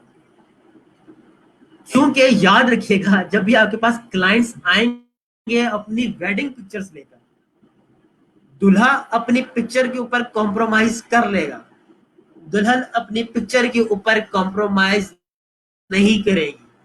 आपने दूल्हे की पिक्चर खराब भी बना दी तो वो आपके पास दोबारा पिक्चर लेकर नहीं आएगा, तो उसको सही करो। लेकिन अगर दुल्हन की पिक्चर खराब हो जाएगी तो दुल्हन दूल्हे को वापस भेजेगी पिक्चर को ठीक करवाने के लिए। ठीक है, तो क्लाइंट को हमेशा सेटिस्फाई करके भेजना। तो इस सूरत में आपने ब्राइड के ड्रेस के ऊपर कॉम्प्रोमाइज नहीं करना। ठीक है, अब पॉइंट मैंने अभी बना सेट किया यहाँ पर। ये एक ऐसा पॉइंट है जहां पर ग्रूम का बाजू भी नहीं कट रहा, जहां पर ब्राइड का ड्रेस भी पूरा है। अब इस पॉइंट के ऊपर आकर अगर मैं एंटर कर दूंगा तो ये जो मेरे पास अब इमेज का साइज बन चुका है, ये बन चुका है 4 इंच विड्थ, 6 इंच हाइट और 150 इसकी क्या है, रेजोल्यूशन है। आप चाहो तो आप इसको 300 भी रख सकते हो, कोई इतना बड़ा इश्यू नहीं है। ठीक है, 300 से क्या होगा कि 300 प्रिंटिंग क्वालिटी के ऊपर बेस करना शुरू कर दो। ठीक है, अच्छा अब देखिए जब 600 रखूंगा तो जाहिर सी बात है ये इमेज भी मेरे पास बड़ी हो जाएगी, क्योंकि इसके अंदर क्या हो जाएगा, नंबर ऑफ पिक्सल्स इंक्रीज करते चलेगा। अच्छा अगली चीज, अगर आप चाहते हो कभी इमेज का साइज देखना चाहते हो तो इमेज के ऊपर जाने के बाद आप जाओ इमेज साइज के ऊपर, इमेज के टैब में जाओ, साइज में जाओ, तो देखिए यहाँ पर साइज क्या लिखा हुआ है पिक्सल्स में, 1200 टू 1800। चलें जी, अब आपकी बारी शुरू हो जाती है, जरा मुझे कैलकुलेट करके बताएं, अगर 1200 पिक्सल्स आ रहे हैं, अभी तक हम लोग क्या करते थे, अपने पास इंचेस से पिक्सल निकालते थे, अब जरा मुझे पिक्सल से इंचेस निकाल के कौन बताएगा क्या साइज है इसका, इंचेस में जरा मुझे कन्वर्ट करके बता दें कि इंचेस में साइज क्या बनेगा इसका, कैलकुलेशन करके बतानी है। ठीक है,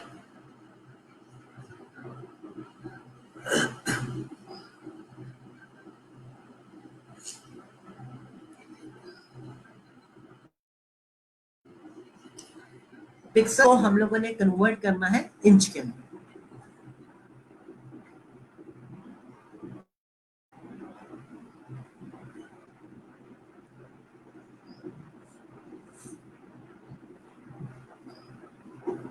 माशाल्लाह आप सब लोगों का मैथ अच्छा है, जरा आप जल्दी से रिस्पॉन्स करके मुझे बता दें।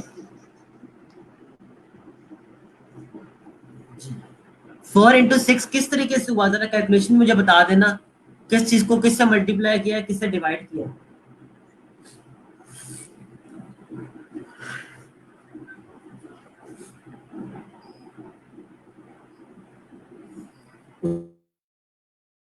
सामा जो आपने साइज बताया 13 into 7.5, जरा इसको भी एक्सप्लेन करना मुझे।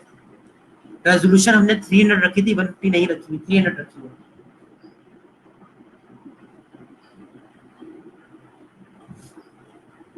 तो ये साइज हमारे पास कैसे बना, 1 इंच को पिक्सल को हम लोग 300 पे डिवाइड कर रहे हैं, तो हमारे पास नंबर ऑफ पिक्सल्स आ जाएंगे, 1200 को जब 300 पे डिवाइड करेंगे तो नंबर 4 हमारे पास इंचेस आ जाएंगे यहाँ पर, और 1800 को जब हम 3 से डिवाइड करेंगे तो हमारे पास क्या आ जाएगा, 6 इंचेस इसकी हाइट आ जाएगी।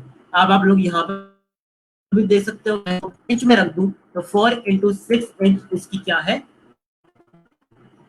साइज बन चुके हैं। ठीक है, तो अब आपने एक सेटिंग रख ली, अब आपके पास ये इमेज है, अब आप यही सेटिंग इसी के ऊपर अप्लाई करना चाहते हो तो क्रॉप पे गए, क्रॉप ऑटोमेटिकली सिलेक्ट करेगा और आपने सिंपल एंटर करना होगा, तो सिंपल एक दफा क्रॉप पे क्लिक करना है, एक दफा एंटर पे क्लिक करना है, आपके पास सारी इमेजेस के साइज क्या होते चले जाएंगे, 4 into 6 के साइज बनते चले जाएंगे, और आप अपने पास फोटो एल्बम इस तरीके से आना शुरू कर सकते हैं। ठीक है, तो ये हमारे पास थी जी क्रॉपिंग। आई होप कि आप लोगों को ये चीज समझ आ गई हो, जहां तक अगर चीज समझ आ गई तो प्लीज मुझे कमेंट्स करके बताएं ताकि मैं आगे चल सकूं।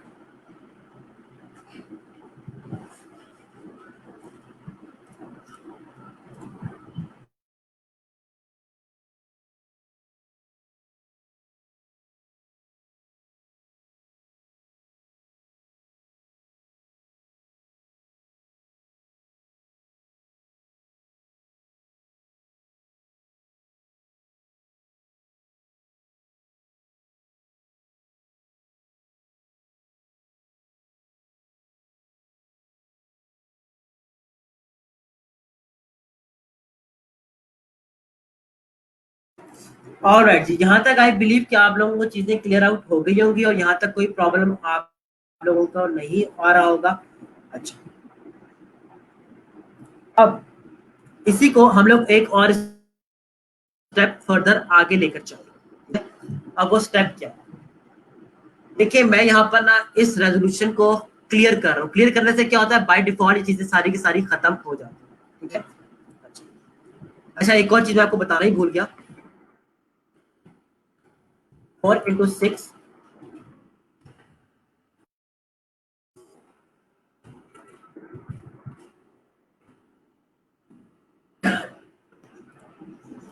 अगर आप चाहते हो कि आपके पास जो आपकी इमेज है उसका साइज 4 विड्थ बन जाए और 6 हाइट बन जाए, तो आप इसके ऊपर क्लिक करोगे तो देखिए ये चीज आपके पास कुछ ऐसे बनना शुरू हो जाएगी। ठीक है, तो यह चीज इन्वर्ट भी कर सकते हैं। अब इस चीज को मैं खत्म कर रहा हूँ, क्लियर कर रहा हूँ। अब इसी को हम लोग एक एडिशनल स्टेप की तरफ लेकर चलते हैं। अगर मैं किसी इमेज को क्रॉप कर रहा हूँ, देखिए मैं इस टाइम ना डिलीटेड क्रॉप पिक्सल्स को खत्म कर रहा हूँ, अनचेक कर रहा हूँ। प्लीज मेरी बात गौर से सुनिएगा, अभी आप लोगों को अपने पास कुछ भी करने की जरूरत नहीं। अगर मैं इसको छोटा कर दूं लाइक दिस, डबल क्लिक करूं, क्लिक करने के बाद मुझे रियलाइज होता है, मुझे क्लाइंट कहता है कि भाई ये जो दूल्हा है ना, दूल्हे के हाथ, दूल्हा का हाथ कट चुका है, ठीक है, या आप इसका हाथ यहाँ पर खा चुके हो, काइंडली इस पिक्चर को प्रॉपरली क्रॉप कर लें। अब मैं दोबारा जब क्रॉप टूल को लेकर इस पर क्लिक करूंगा तो देखिए मेरे पास पूरी की पूरी इमेज अभी भी अवेलेबल है, मैं इसको यहां से बड़ा कर सकता हूं, ठीक है, मेरे पास इमेज आ रही है।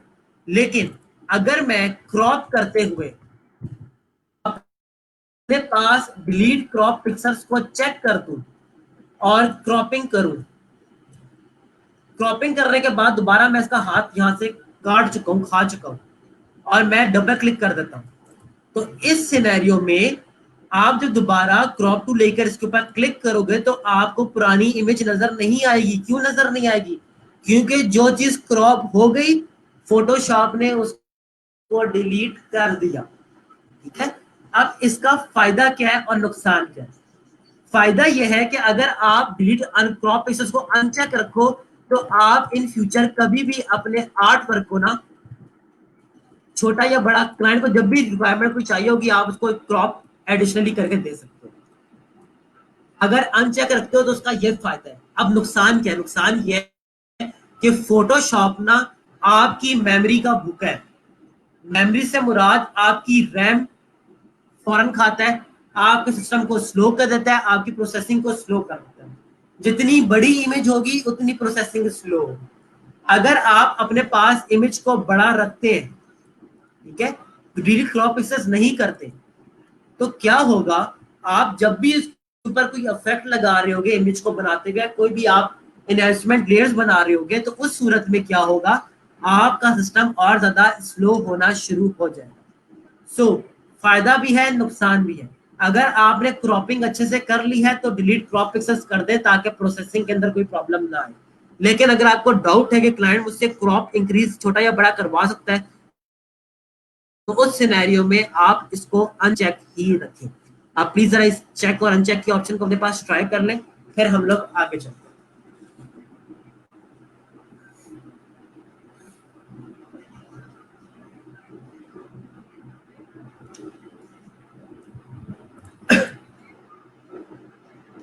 अच्छा, मैं बार बार माइक को म्यूट इसलिए कर रहा हूँ क्योंकि कफ स्टार्ट होती है, खांसी स्टार्ट होती है, तो मैं नहीं चाहता कि आप लोग में प्रॉब्लम क्रिएट हो, ठीक है, आप लोग को आवाज है, अननेसेसरी आवाज है, इसलिए को मैं इसलिए ना म्यूट कर देता हूँ। तो जब मैं दोबारा स्टार्ट करूंगा तो मैं इसको दोबारा से अनम्यूट कर दूंगा, तो आप लोग को परेशान होने की जरूरत नहीं। कोई भी क्वेश्चन है तो आप लोग क्वेश्चन पूछ सकते हो, मैं यहाँ पर पढ़ रहा हूँ आप लोगों को कमेंट्स को।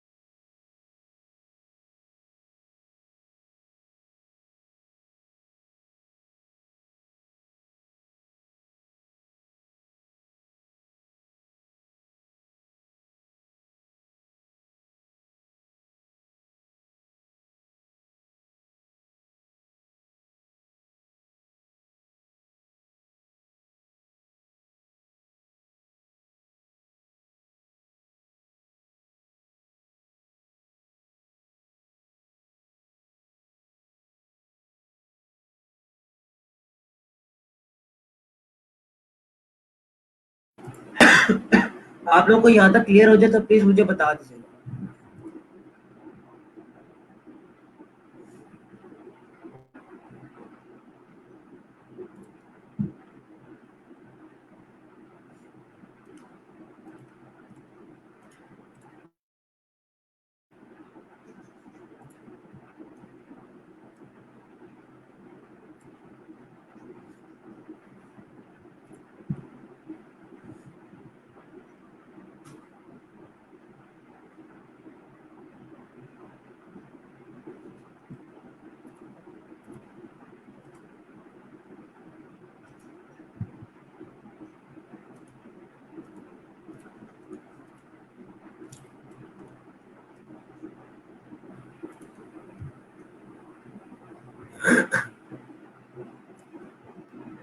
आई am still giving 1 minute, please हर कोई अपने पास तसल्ली के साथ इस काम को कर ले।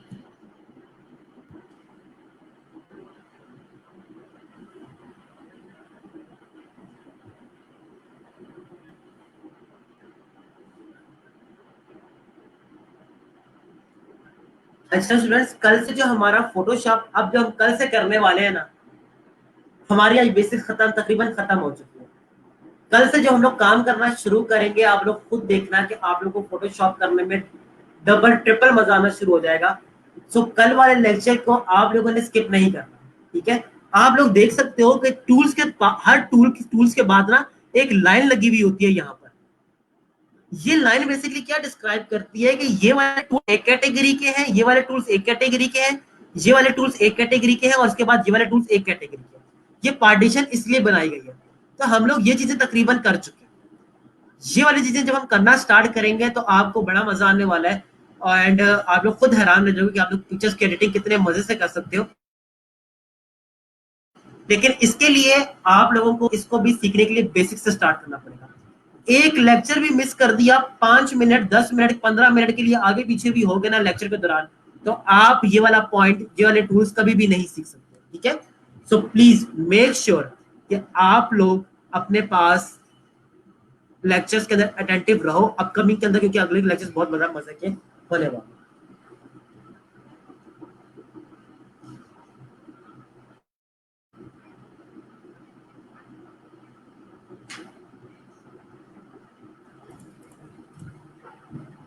मेरा नेक्स्ट लेयर पे जा रही है पिक। कौन सी पिक्चर नेक्स्ट लेयर पे जा रही है? हमने तो सिंपल क्रॉप की है, ठीक है, और डिलीट क्रॉप पिक्सल। देखिए आपने क्या करना है, पहले ये बात जरा गौर से देख लें। आपने जो इमेज लिया ना, उस इमेज को न्यू टैब के ऊपर ओपन करें, ठीक है। आपने इमेज को किसी कैनवस के ऊपर ओपन नहीं करना।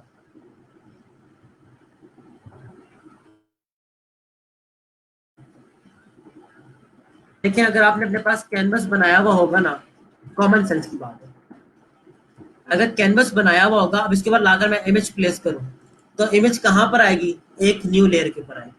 लेकिन उसी इमेज को अगर मैं उठाकर न्यू टैब के ऊपर जाकर प्लेस करूं, यहाँ पर इस जगह पर देखिए, इधर पे बैठा कर प्लेस करता हूं, तो इस सूरत में मेरे पास वही इमेज पहली लेयर बन जाती है, ठीक है। तो आपने चीजों को इस तरीके से डील आउट करना।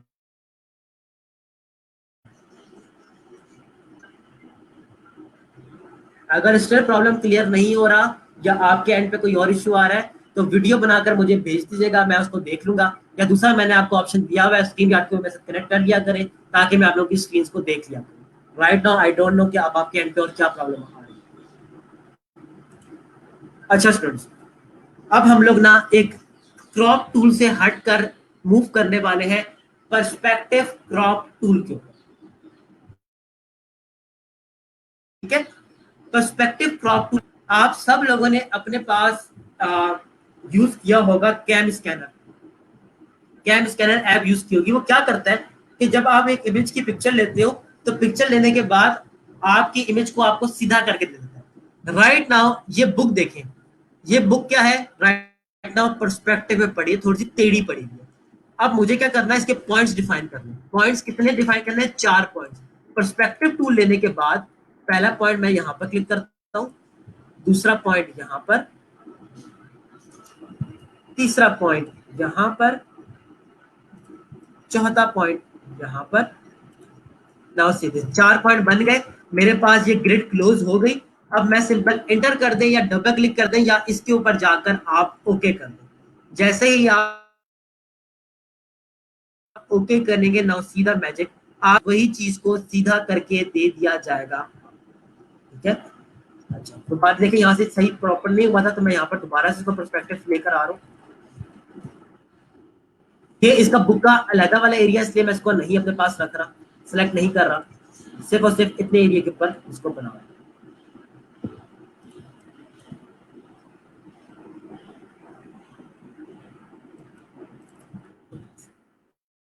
अब मेरे पास ये जो इमेज बनी है, ये प्रॉपर सीधी करके मुझे दे दी, ठीक है।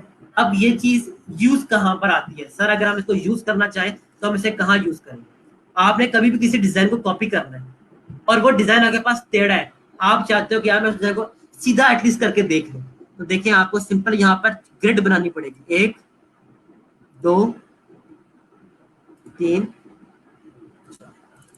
देखिए आपको इसने इसने आपको ऑटोमेटिकली डॉग फोटोशॉप में सीधा करके दे दी। ठीक हो गया। यहाँ तक आई बिलीव कि आप लोगों को चीजें समझ आ गई हो और आपको समझ आ गई कि आसानी से हम लोग पर्सपेक्टिव को यूज कर सकते हैं। अब इसके अंदर एक बात जो इंपॉर्टेंट है वो जरा नोटिस कर ले, फिर मैं आपको टाइम देता हूँ काम करने के लिए। अगर आपने एक कैनवस लिया हो और आप उसके ऊपर एक इमेज लाकर रख देते हो और इसके बाद आप पर्सपेक्टिव लगाओगे तो ये पर्सपेक्टिव काम नहीं करेगा। क्या एरर दे रहा है, could not use the perspective crop tool because the image contains unsupported layer style। ठीक है, तो ये सूरत में आपके पास काम नहीं करेगा। अगर आपके पास जब आप इमेज ओपन करते हो, इमेज को ओपन करने के बाद जो पहला काम करना है वो क्या करना है, इसको क्रॉप करना है। क्रॉप करने के बाद आप इसके बाद कोई और काम यहाँ पर करो तो आपके पास वो काम सही तरीके से हो जाएगा, लाइक दिस। ठीक हो गया। यहाँ तक अपने पास कर लें परफॉर्म। अगर कोई चीज नहीं समझ आती तो पूछ लें। आज मैं आप लोगों के ज्यादातर क्वेश्चन आंसर्स डील करने वाला हूँ, तो कोई भी आपका सवाल हो, आप कुछ भी पूछना चाहते हो तो प्लीज स्ट्रीम यार्ड आपके पास हाजिर है, आप स्ट्रीम यार्ड के ऊपर आकर मेरे साथ कनेक्ट कर सकते हो।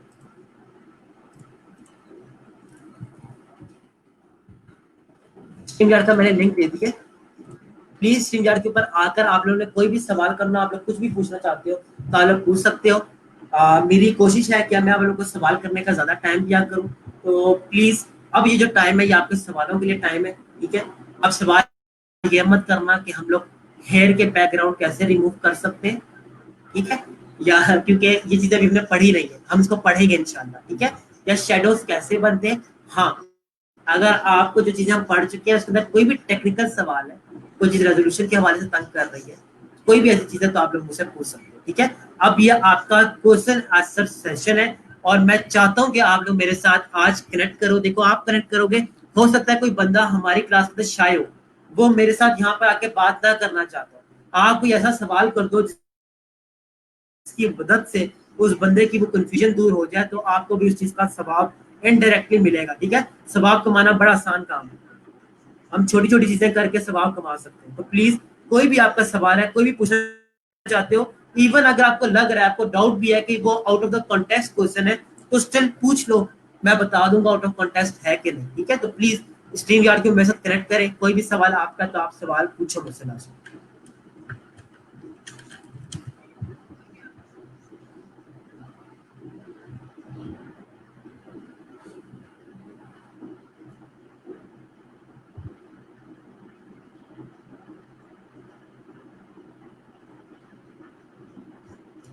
एनीवन जिसका कोई क्वेश्चन हो, कोई चीज पूछना चाहते हो तो प्लीज कनेक्ट करो यार। आज आज मेरा भी दिल कर रहा है आप लोगों के साथ बातें करने का।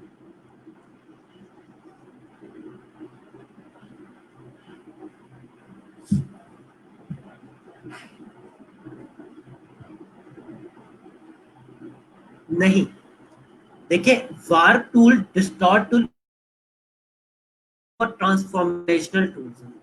अभी हम लोग जो वार टूल है ना, ये वार ऑप्शन है, वार पे किसी एक टूल नहीं है, अलग से टूल नहीं दिया हुआ। वार की ऑप्शन और जो डिस्टॉर्ट की ऑप्शन है ना, ये आपके पास पर्सपेक्टिव की समझ लें कि सब कैटेगरी। ठीक है, अब ये जो अभी हमने कहा, अभी जो हमने चीज पढ़ी है ना, ये है पर्सपेक्टिव क्रॉप टूल। हम लोग किसी भी चीज को पर्सपेक्टिव के अंदर क्रॉप कैसे कर सकते हैं, अभी हमने ये चीज देखी। ठीक है, तो पर्सपेक्टिव की ऑप्शन क्या काम करती है वो अभी मैं आप लोगों को, जब अपकमिंग लेक्चर्स आएंगे तो मैं आस्ते सब चीजें बताऊंगा। अभी मैं आप चीजों को ओवरवेल्म नहीं करना चाहता।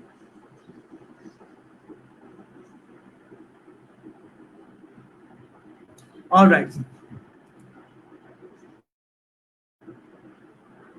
अच्छा, चलें जी, मैं आपके सामने दोबारा एक एग्जाम्पल यहाँ से बता देता हूँ। और 7 का क्वेश्चन है, सर का लेक्चर में पिक्चर प्लेस करने के बाद ऑल लेयर का ऑप्शन था जो आपने चेक कर दिया था, वो दोबारा अब साथ मुझे बताओ कि उसके अंदर से क्या चीज आपको समझ नहीं है। ठीक है, आपको, हमें तो मैजिक वॉन्ड के अंदर सिलेक्शन तो नहीं कर रहे थे हम लोग, इसलिए मैजिक वॉन्ड यूज कर रहे थे। तो मैजिक वॉन्ड के अंदर जब हमने ऑल लेयर का ऑप्शन क्यों ऑन किया था, आपको वो चीज समझ नहीं आई, प्लीज ये क्लैरिफाई कर दो, तो मैं उस चीज को रिपीट कर देता हूँ, कोई मसला नहीं। ठीक है सर, ये पिक्चर हमें भी सेंड कर दीजिए, इंटरनेट भरा पड़ा है इमेज से, इमेजेस कोई भी अपने पास निकाल। ठीक है, मैंने क्या लिखा था, इमेजेस निकालना ढूंढे। ठीक है, बुक कवर्स लिखे आपके पास, कोई इमेज मिल जाए, खुद से जरा सर्चिंग करें। सर्चिंग करने की आदत थोड़ी सी खुद से डालें, आपको चीज समझ आ जाए। सिंपल बुक कवर्स लिखे आपके सामने, बुक कवर्स डिफरेंट फॉर्म से, चाहता हूँ कि आप इसको एक्सप्लोर करें। अच्छा, इसके अलावा सर कर्व्ड कॉर्नर मॉकअप बता दें फॉर फ्लायर। जी, कर्व्ड कॉर्नर मॉकअप कुछ भी नहीं होता, कर्व्ड कॉर्नर मॉकअप कुछ भी नहीं होता। कर्व्ड कॉर्नर हमारे पास बनते कैसे, जरा उसको देखो। मैं जो पॉइंट आपके सामने रख रहा हूँ, होपफुली अगर आपको ये पॉइंट क्लियर हो जाए तो आपको आपका पूरा कॉन्सेप्ट क्लियर हो जाएगा। मेरे पास A4 साइज है। अगर मुझे अपने पास एक A4 साइज, बल्कि मैं इसके ऊपर ले रहा हूँ क्योंकि मैंने भी फ्लायर्स हम लोग इंस्टीट्यूट पे बना रहे हैं।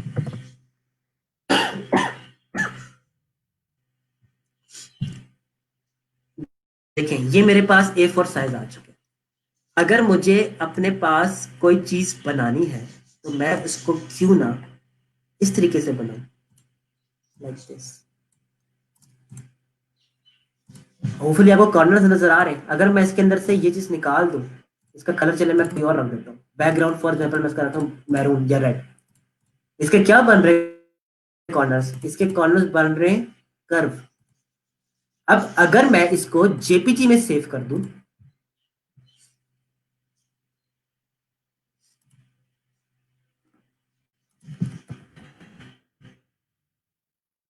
मैं आपके सामने इसको जेपीजी में सेव करने लगा हूं। लेकिन जैसे ही मैं इसको जेपीजी में सेव करता हूं,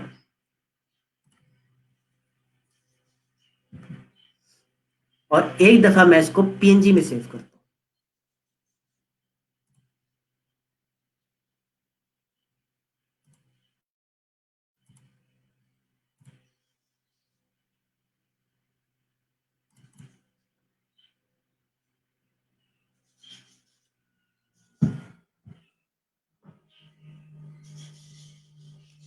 अब देखिए मैं आपके सामने ना दोनों फ्लायर्स को ओपन करूंगा। एक ये वाला फ्लायर जो कि पीएनजी के अंदर मैंने सेव किया था,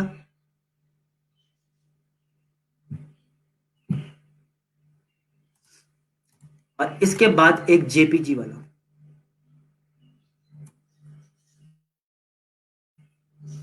कॉन्सेप्ट क्लियर हो गया। अगर हमें राउंडेड कॉर्नर्स चाहिए तो हमें ऑब्जेक्ट को किसमें सेव करना चाहिए, पीएनजी में सेव करना चाहिए। पीएनजी से क्या होगा, हमारे पास ये बैकग्राउंड वाला व्हाइट कलर डिस्प्ले नहीं होगा। अगर हम जेपीजी में करेंगे तो क्या होगा, ये वाला जो व्हाइट कलर था ना, ये भी हमें नजर आना शुरू हो जाएगा। अब आप कह रहे हो कि राउंडेड कॉर्नर्स वाले हमने मॉकअप बना फ्लायर, अगर आप इस तरह के से राउंडेड कॉर्नर की बात करोगे तो ये वाले राउंडेड कॉर्नर्स नहीं बनते। हाँ, अब आप जो दूसरे राउंडेड फ्लायर्स की बात कर रहे हो, अब मैं उसके ऊपर आता हूँ, मॉकअप के ऊपर आता हूँ। ठीक है, आ, कल वाली फाइल्स को ही ओपन कर लेते हैं अपने पास,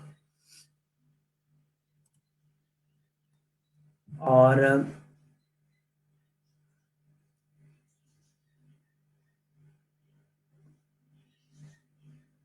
लेट मी चेक कीजिए फ्लायर्स मुझे मिल जाए राउंडेड वाले। चलिए डाउनलोड कर लेते हैं, यहाँ पर अवेलेबल नहीं है।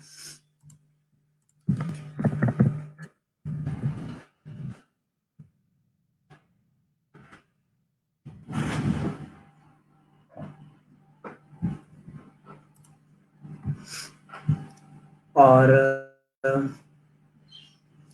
एक्चुअली लाइट चली गई, सिस्टम मेरा थोड़ा सा स्लो होगा, इसलिए थोड़ा आहिस्ता काम कर रहा है।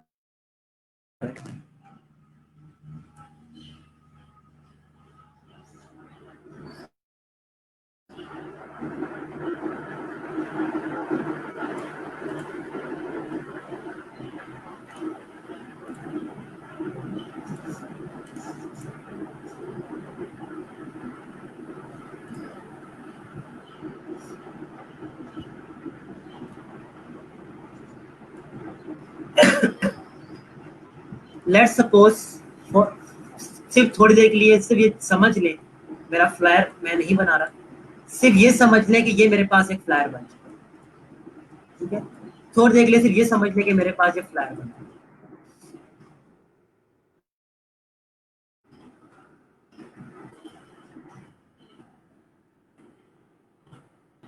इसको मैं फोटोशॉप में अगर आप मूव करवाना चाहो तो सिंपल कॉपी करके पेस्ट कर सकते हो, बट राइट नाउ मैं अभी कॉपी पेस्टिंग नहीं बता रहा, तो सिर्फ अभी थोड़े के लिए मौके के ऊपर रहना है आप लोगों ने, इस चीज की तरफ नहीं आना। ठीक है, सिस्टम बहुत ज्यादा मेरा स्लो हुआ है, मैं यहीं से जेपीजी उठा लेता हूँ। थोड़ी देर के लिए समझ लें कि ये मेरे पास, इसको मैं इस कॉर्नर पे रखूंगा, कॉर्नर पे रखने के बाद राइट क्लिक किया, स्टॉर्ट, स्टॉर्ट,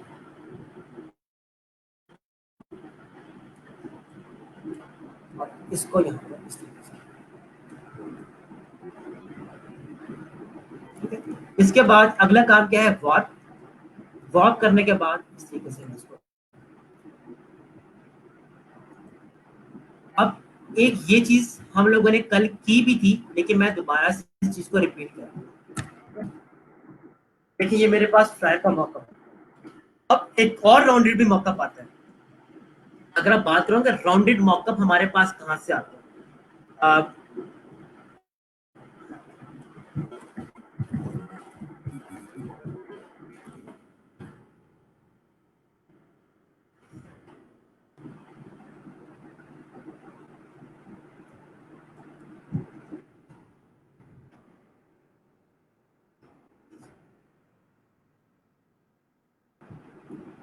इतने पढ़े हुए होते हैं, आज पत्नी को नजर ही नहीं आ रहा कहीं फिलहाल।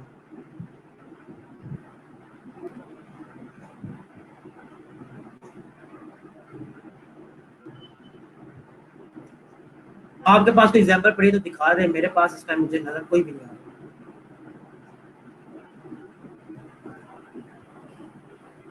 और राइट, इस वाले के मौका की बात करते हैं। अब ये जो आपके पास मौका राइट नाउ बना हुआ है, ये पीएचडी के अंदर बने पड़े हुए होते हैं, आपको सिर्फ इमेज अपलोड करनी पड़ती है और इसके बाद ये ऑटोमेटिकली बन जाते हैं। ठीक है, अगर आप मुझसे ये पूछ रहे हो कि इस तरीके के कर्व इफेक्ट्स, जो आपके पास कर्व इफेक्ट्स होते हैं, ये हम लोग कैसे बनाते हैं, ठीक है, तो ये एक बहुत ही एडवांस लेवल वाली चीज है, जो कि मैं अभी आप लोग को ना थोड़ा सा इसका आइडिया भी नहीं दे सकता, क्योंकि इसके अंदर हम लोग मास्किंग के कॉन्सेप्ट को यूज कर रहे थे। अभी हम लोगों ने मास्किंग को ये सारी चीजें फोटोशॉप के अंदर की ही नहीं, तो ये वाला कॉन्सेप्ट फिलहाल के लिए मैं भी आपको नहीं दे सकता। हाँ, अगर आपको पीएचडी मॉकअप्स मिल जाते हैं, बने बनाए पीएचडी मॉकअप्स मिल जाते हैं, तो उसके अंदर आपको खुद से कुछ भी करने की जरूरत नहीं होती, आप सिंपल अपनी इमेज को अपलोड करते हो और इसके बाद डाल देते हो, आपके पास वो चीज बन जाती है। ठीक है, तो तीन तरह के मैंने भी आपको बता दिए। आपका सवाल मुझे तीन अलग पहलुओं पे लेकर चला गया था, इसलिए मैं तीनों चीजें एक्सप्लेन कर दी। ये वाले राउंडेड कॉर्नर्स भी मैंने एक्सप्लेन कर दिए, मैंने आपको ये वाला फ्लायर भी डिस्प्लेन कर दिया है, और इसके साथ मैंने आपको ये चीज भी बता दी कि ये वाली चीज राइट नाउ टॉपिक नहीं। ठीक है, तो फिलहाल के लिए ऐसे फ्लायर्स का काम करें, ऐसे फ्लायर्स के मॉकअप यूज करें। ये फ्लायर्स के मॉकअप बहुत अच्छे लगे, इतने ज्यादा मॉकअप पर टाइम वेस्ट नहीं करना। टाइम किसके ऊपर वेस्ट करना है आपने, डिजाइन के ऊपर। डिजाइन आपका अच्छा होना चाहिए, डिजाइन अच्छा होगा तो ऑटोमेटिकली मौका से चार चांद लग जाएंगे, लेकिन अगर आपका डिजाइन ही अच्छा नहीं होगा तो आप लोग उसको भी अच्छे से यूज नहीं कर सकते। अच्छा, अब सात के क्वेश्चंस की तरफ मैं पहले आ रहा हूँ, क्योंकि सात में पहले एक क्वेश्चन किया था कि पिक्चर प्लेस करने के बाद हमने आल नीड का ऑप्शन क्यों यूज किया। इसके लिए मैं अपने पास कोई इमेज ओपन कर लूँ,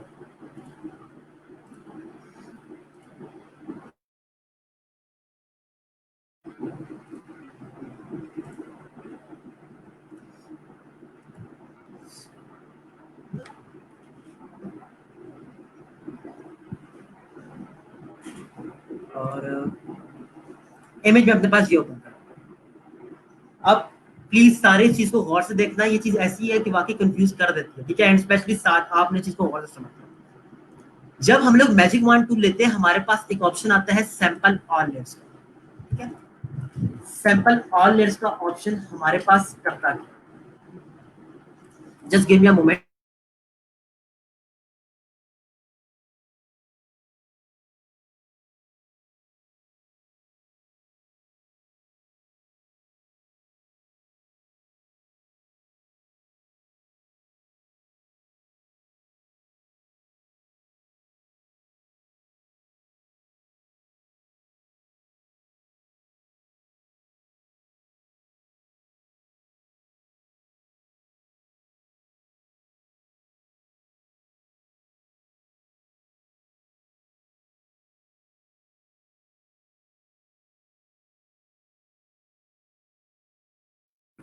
अच्छा देखें, यहाँ पर आपके पास दो लेयर्स हैं, एक ये लेयर है और एक ये लेयर है। अगर मैं अपने पास की बॉन्ड सेलेक्ट करूं और सैंपल ऑल लेयर्स के ऊपर चेक रखूं, नाउ इन दिस केस अगर मैं जिस मर्जी लेयर के ऊपर, अगर मैं व्हाइट को क्लिक करता हूं तो मेरे पास देखिए ये वाला व्हाइट सिर्फ इतना पोर्शन सेलेक्ट हुआ। प्लीज इस बात को याद रखिएगा, सिर्फ आपको इतना पोर्शन सिलेक्ट हुआ। इसी के साथ ही अगर मैं यहां पर क्लिक करता हूं तो ये पोर्शन सिलेक्ट हुआ। अगर मुझे इन दोनों को सिलेक्ट करना है तो मुझे शिफ्ट दबा के इसके ऊपर क्लिक करना पड़ेगा, तो ये दो पोर्शन सिलेक्ट हो जाएंगे। ये सिनेरियो कब आ रहा है? जब मैंने अपने पास सिंपल ऑल लेयर्स रखा। सिंपल ऑल लेयर्स का मतलब है कि नो मैटर व्हाट, जितनी मर्जी लेयर्स हो, जब आप क्लिक करते हो तो जो एरिया आपके सामने जो कलर आपको मिल रहा होगा वही कलर सेलेक्ट होगा, इसके अलावा कुछ और सेलेक्ट नहीं होगा। नाउ अगर मैं सैंपल ऑल लेयर्स को अनचेक कर दूं तो अब क्या होगा? अब ये मैजिक वॉन्ड इन लेयर्स को ना इंडिपेंडेंटली ट्रीट करेगा। ठीक है, अगर मैं इस लेयर को सिलेक्ट करूं, सॉरी बल्कि इस व्हाइट लेयर को सिलेक्ट करता हूं और मैं व्हाइट के ऊपर क्लिक कर देता हूं, तो इस मैजिक वॉन्ड के लिए ये वाली लेयर एग्जिस्ट ही नहीं करती। क्यों एग्जिस्ट नहीं करती? देखिए जब मैं व्हाइट के ऊपर क्लिक करता हूं तब भी यही सिलेक्शन है। अगर मेरे पास ये इमेज हो और तब भी मैं रेड के ऊपर क्लिक कर रहा हूं, ठीक है, आपके पास इसके ऊपर रहते हुए मैं रेड पे क्लिक कर रहा हूं, क्या रेड सिलेक्ट हो रहा है? नहीं सिलेक्ट हो रहा है। क्यों सिलेक्ट नहीं हो रहा? क्योंकि मैं जिस लेयर के ऊपर हूं सिर्फ और सिर्फ उसी लेयर के ऊपर मैजिक वॉन्ड अप्लाई हो रहा है। लेकिन यहीं पर मैं सैंपल ऑल लेयर्स के ऊपर चेक कर देता हूं। नाउ से दिस, अगर मैं इसके ऊपर क्लिक करता हूं तो नो मैटर व्हाट, मैं जिस मर्जी लेयर के ऊपर हूं, ये इन सब लेयर्स को कलेक्टिवली डील कर रहा होता है। आई होप कि ये पॉइंट आपको समझ आ गया। स्टिल नहीं समझ आया तो आप उसे दोबारा पूछ सकते।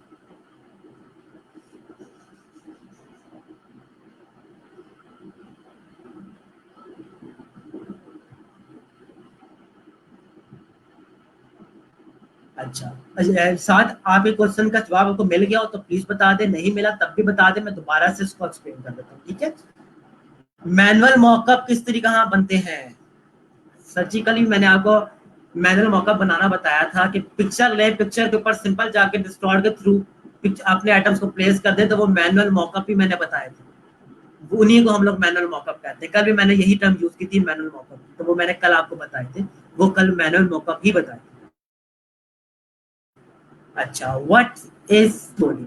SVG stands for scalable vector graphics. ठीक है, आपके पास जिस तरीके से एआई का फॉर्मेट होता है इसी तरीके से आपके पास पीडीएफ का फॉर्मेट होता है, एपीएस का फॉर्मेट होता है, इसी तरीके से आपके पास एसवीजी का फॉर्मेट भी होता है। और एसवीजी का फॉर्मेट आपको यहीं से नजर आता है, जो सिर्फ इलिस्ट्रेटर बनाता है, फोटोशॉप नहीं बनाता, क्योंकि वेक्टर फॉर्मेट होता है। जब मैं इसको सेव करूंगा तो यहाँ पर देखें क्या आ रहा है, एसवीजी। एसवीजी फाइल जब आप बनाते हो अपने पास, मैं यहाँ पर एसवीजी फाइल बना भी लेता हूँ। एसवीजी फाइल हमेशा याद रखिएगा आपके ब्राउजर के ऊपर ओपन होती है, आपके इलस्ट्रेटर के ऊपर ओपन होगी या आपके पास ब्राउजर के ऊपर ओपन होगी। जब आप लोग फ्लैट आइकन से कोई भी फाइल को डाउनलोड करते हो तो वो क्या होती है, एसवीजी फाइल होती है। वो कहाँ पर जाकर ओपन होती है? या तो ब्राउजर के ऊपर ओपन होती है या आपके पास इलस्ट्रेटर के ऊपर ओपन होती है। तो ये स्केलेबल वेक्टर ग्राफिक्स का एब्रीविएशन है। ठीक है, तो आप इसको बाकी और गूगल करके जितना चाहो एडवांस लेवल पर सीखना चाहो आप सीख सकते हो। ठीक है, अच्छा, ये आमना, आई होप कि मैंने आपको वो चीज देख लेता हूँ यहाँ से, कॉपी में यहाँ से कर नहीं सकता, just give me a moment.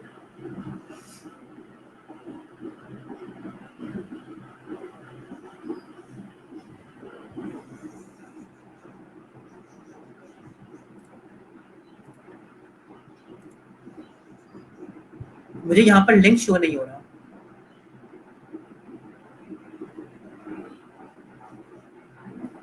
I am really sorry मुझे, लेकिन यहाँ पर लिंक शो नहीं हो रहा। यहाँ पर शो हो रहा है लेकिन यहाँ से मैं कॉपी कर नहीं सकता, या तो सिर्फ शो कर सकता हूँ, कॉपी नहीं कर सकता। ठीक है, तो मेरे पास यहाँ पर लिंक शो नहीं हो रहा, मैं मुझे नहीं पता कि मैं इसको कैसे ओपन करूँ। कोई मसला नहीं है आमना, आप उस जो आपका लिंक आपने मुझे भेजा है आप ये मुझे व्हाट्सएप के ऊपर भेज देना, तो मैं इसके बारे में आपको अगेन गाइड कर दूंगा। लेकिन स्टिल राउंडेड कॉर्नर जो आप चाह रहे हो कि फोल्डेड कॉर्नर्स बने, तो उस तक अभी जाने की जरूरत नहीं। ठीक है, अभी बेसिक से लेकर चल रहे तो उस तक जाने की जरूरत नहीं है। डिजाइनिंग में फोकस करें, मॉकअप के ऊपर इतना फोकस ना करें। डिजाइनिंग अच्छी होगी तो मॉकअप, सिंपल सा मॉकअप भी ना अच्छा लगेगा। बहुत ज्यादा कॉम्प्लिकेटेड मॉकअप की तरफ आप लोगों ने मूव नहीं करना, क्योंकि मुश्किल मॉकअप अमूमन हमें इंटरनेट से ऊपर से मिल जाता है। तो सिंपल मॉकअप रखें, लेकिन डिजाइनिंग के ऊपर ज्यादा काम करें। किसी का कोई और क्वेश्चन है तो वो पूछ सकता है। अगर सब कुछ क्लियर है तो प्लीज मुझे बता दें, मैं लेक्चर को ताकि एंड कर सकूं।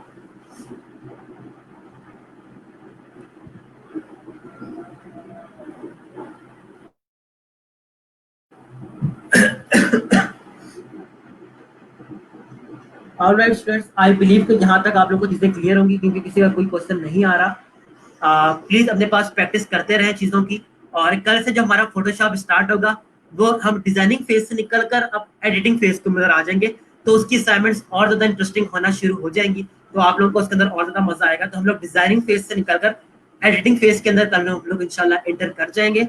और बाकी अपने एंड के ऊपर मेरा असाइनमेंट दूं या ना दूं, फोटोशॉप की प्रैक्टिस आप लोगों को खुद से करनी है। खुद से नई नई चीज देखें, खुद से नई चीजें यूट्यूब के ऊपर सर्च करें, ट्यूटोरियल्स देखें, आप लोगों का माइंड ऑटोमेटिकली ओपन होगा। ठीक है। और चलिए जी, मैं लेक्चर को एंड कर रहा हूँ। आप लोग अपना ख्याल रखिएगा, दुआ में याद रखिएगा। अल्लाह हाफ़िज़।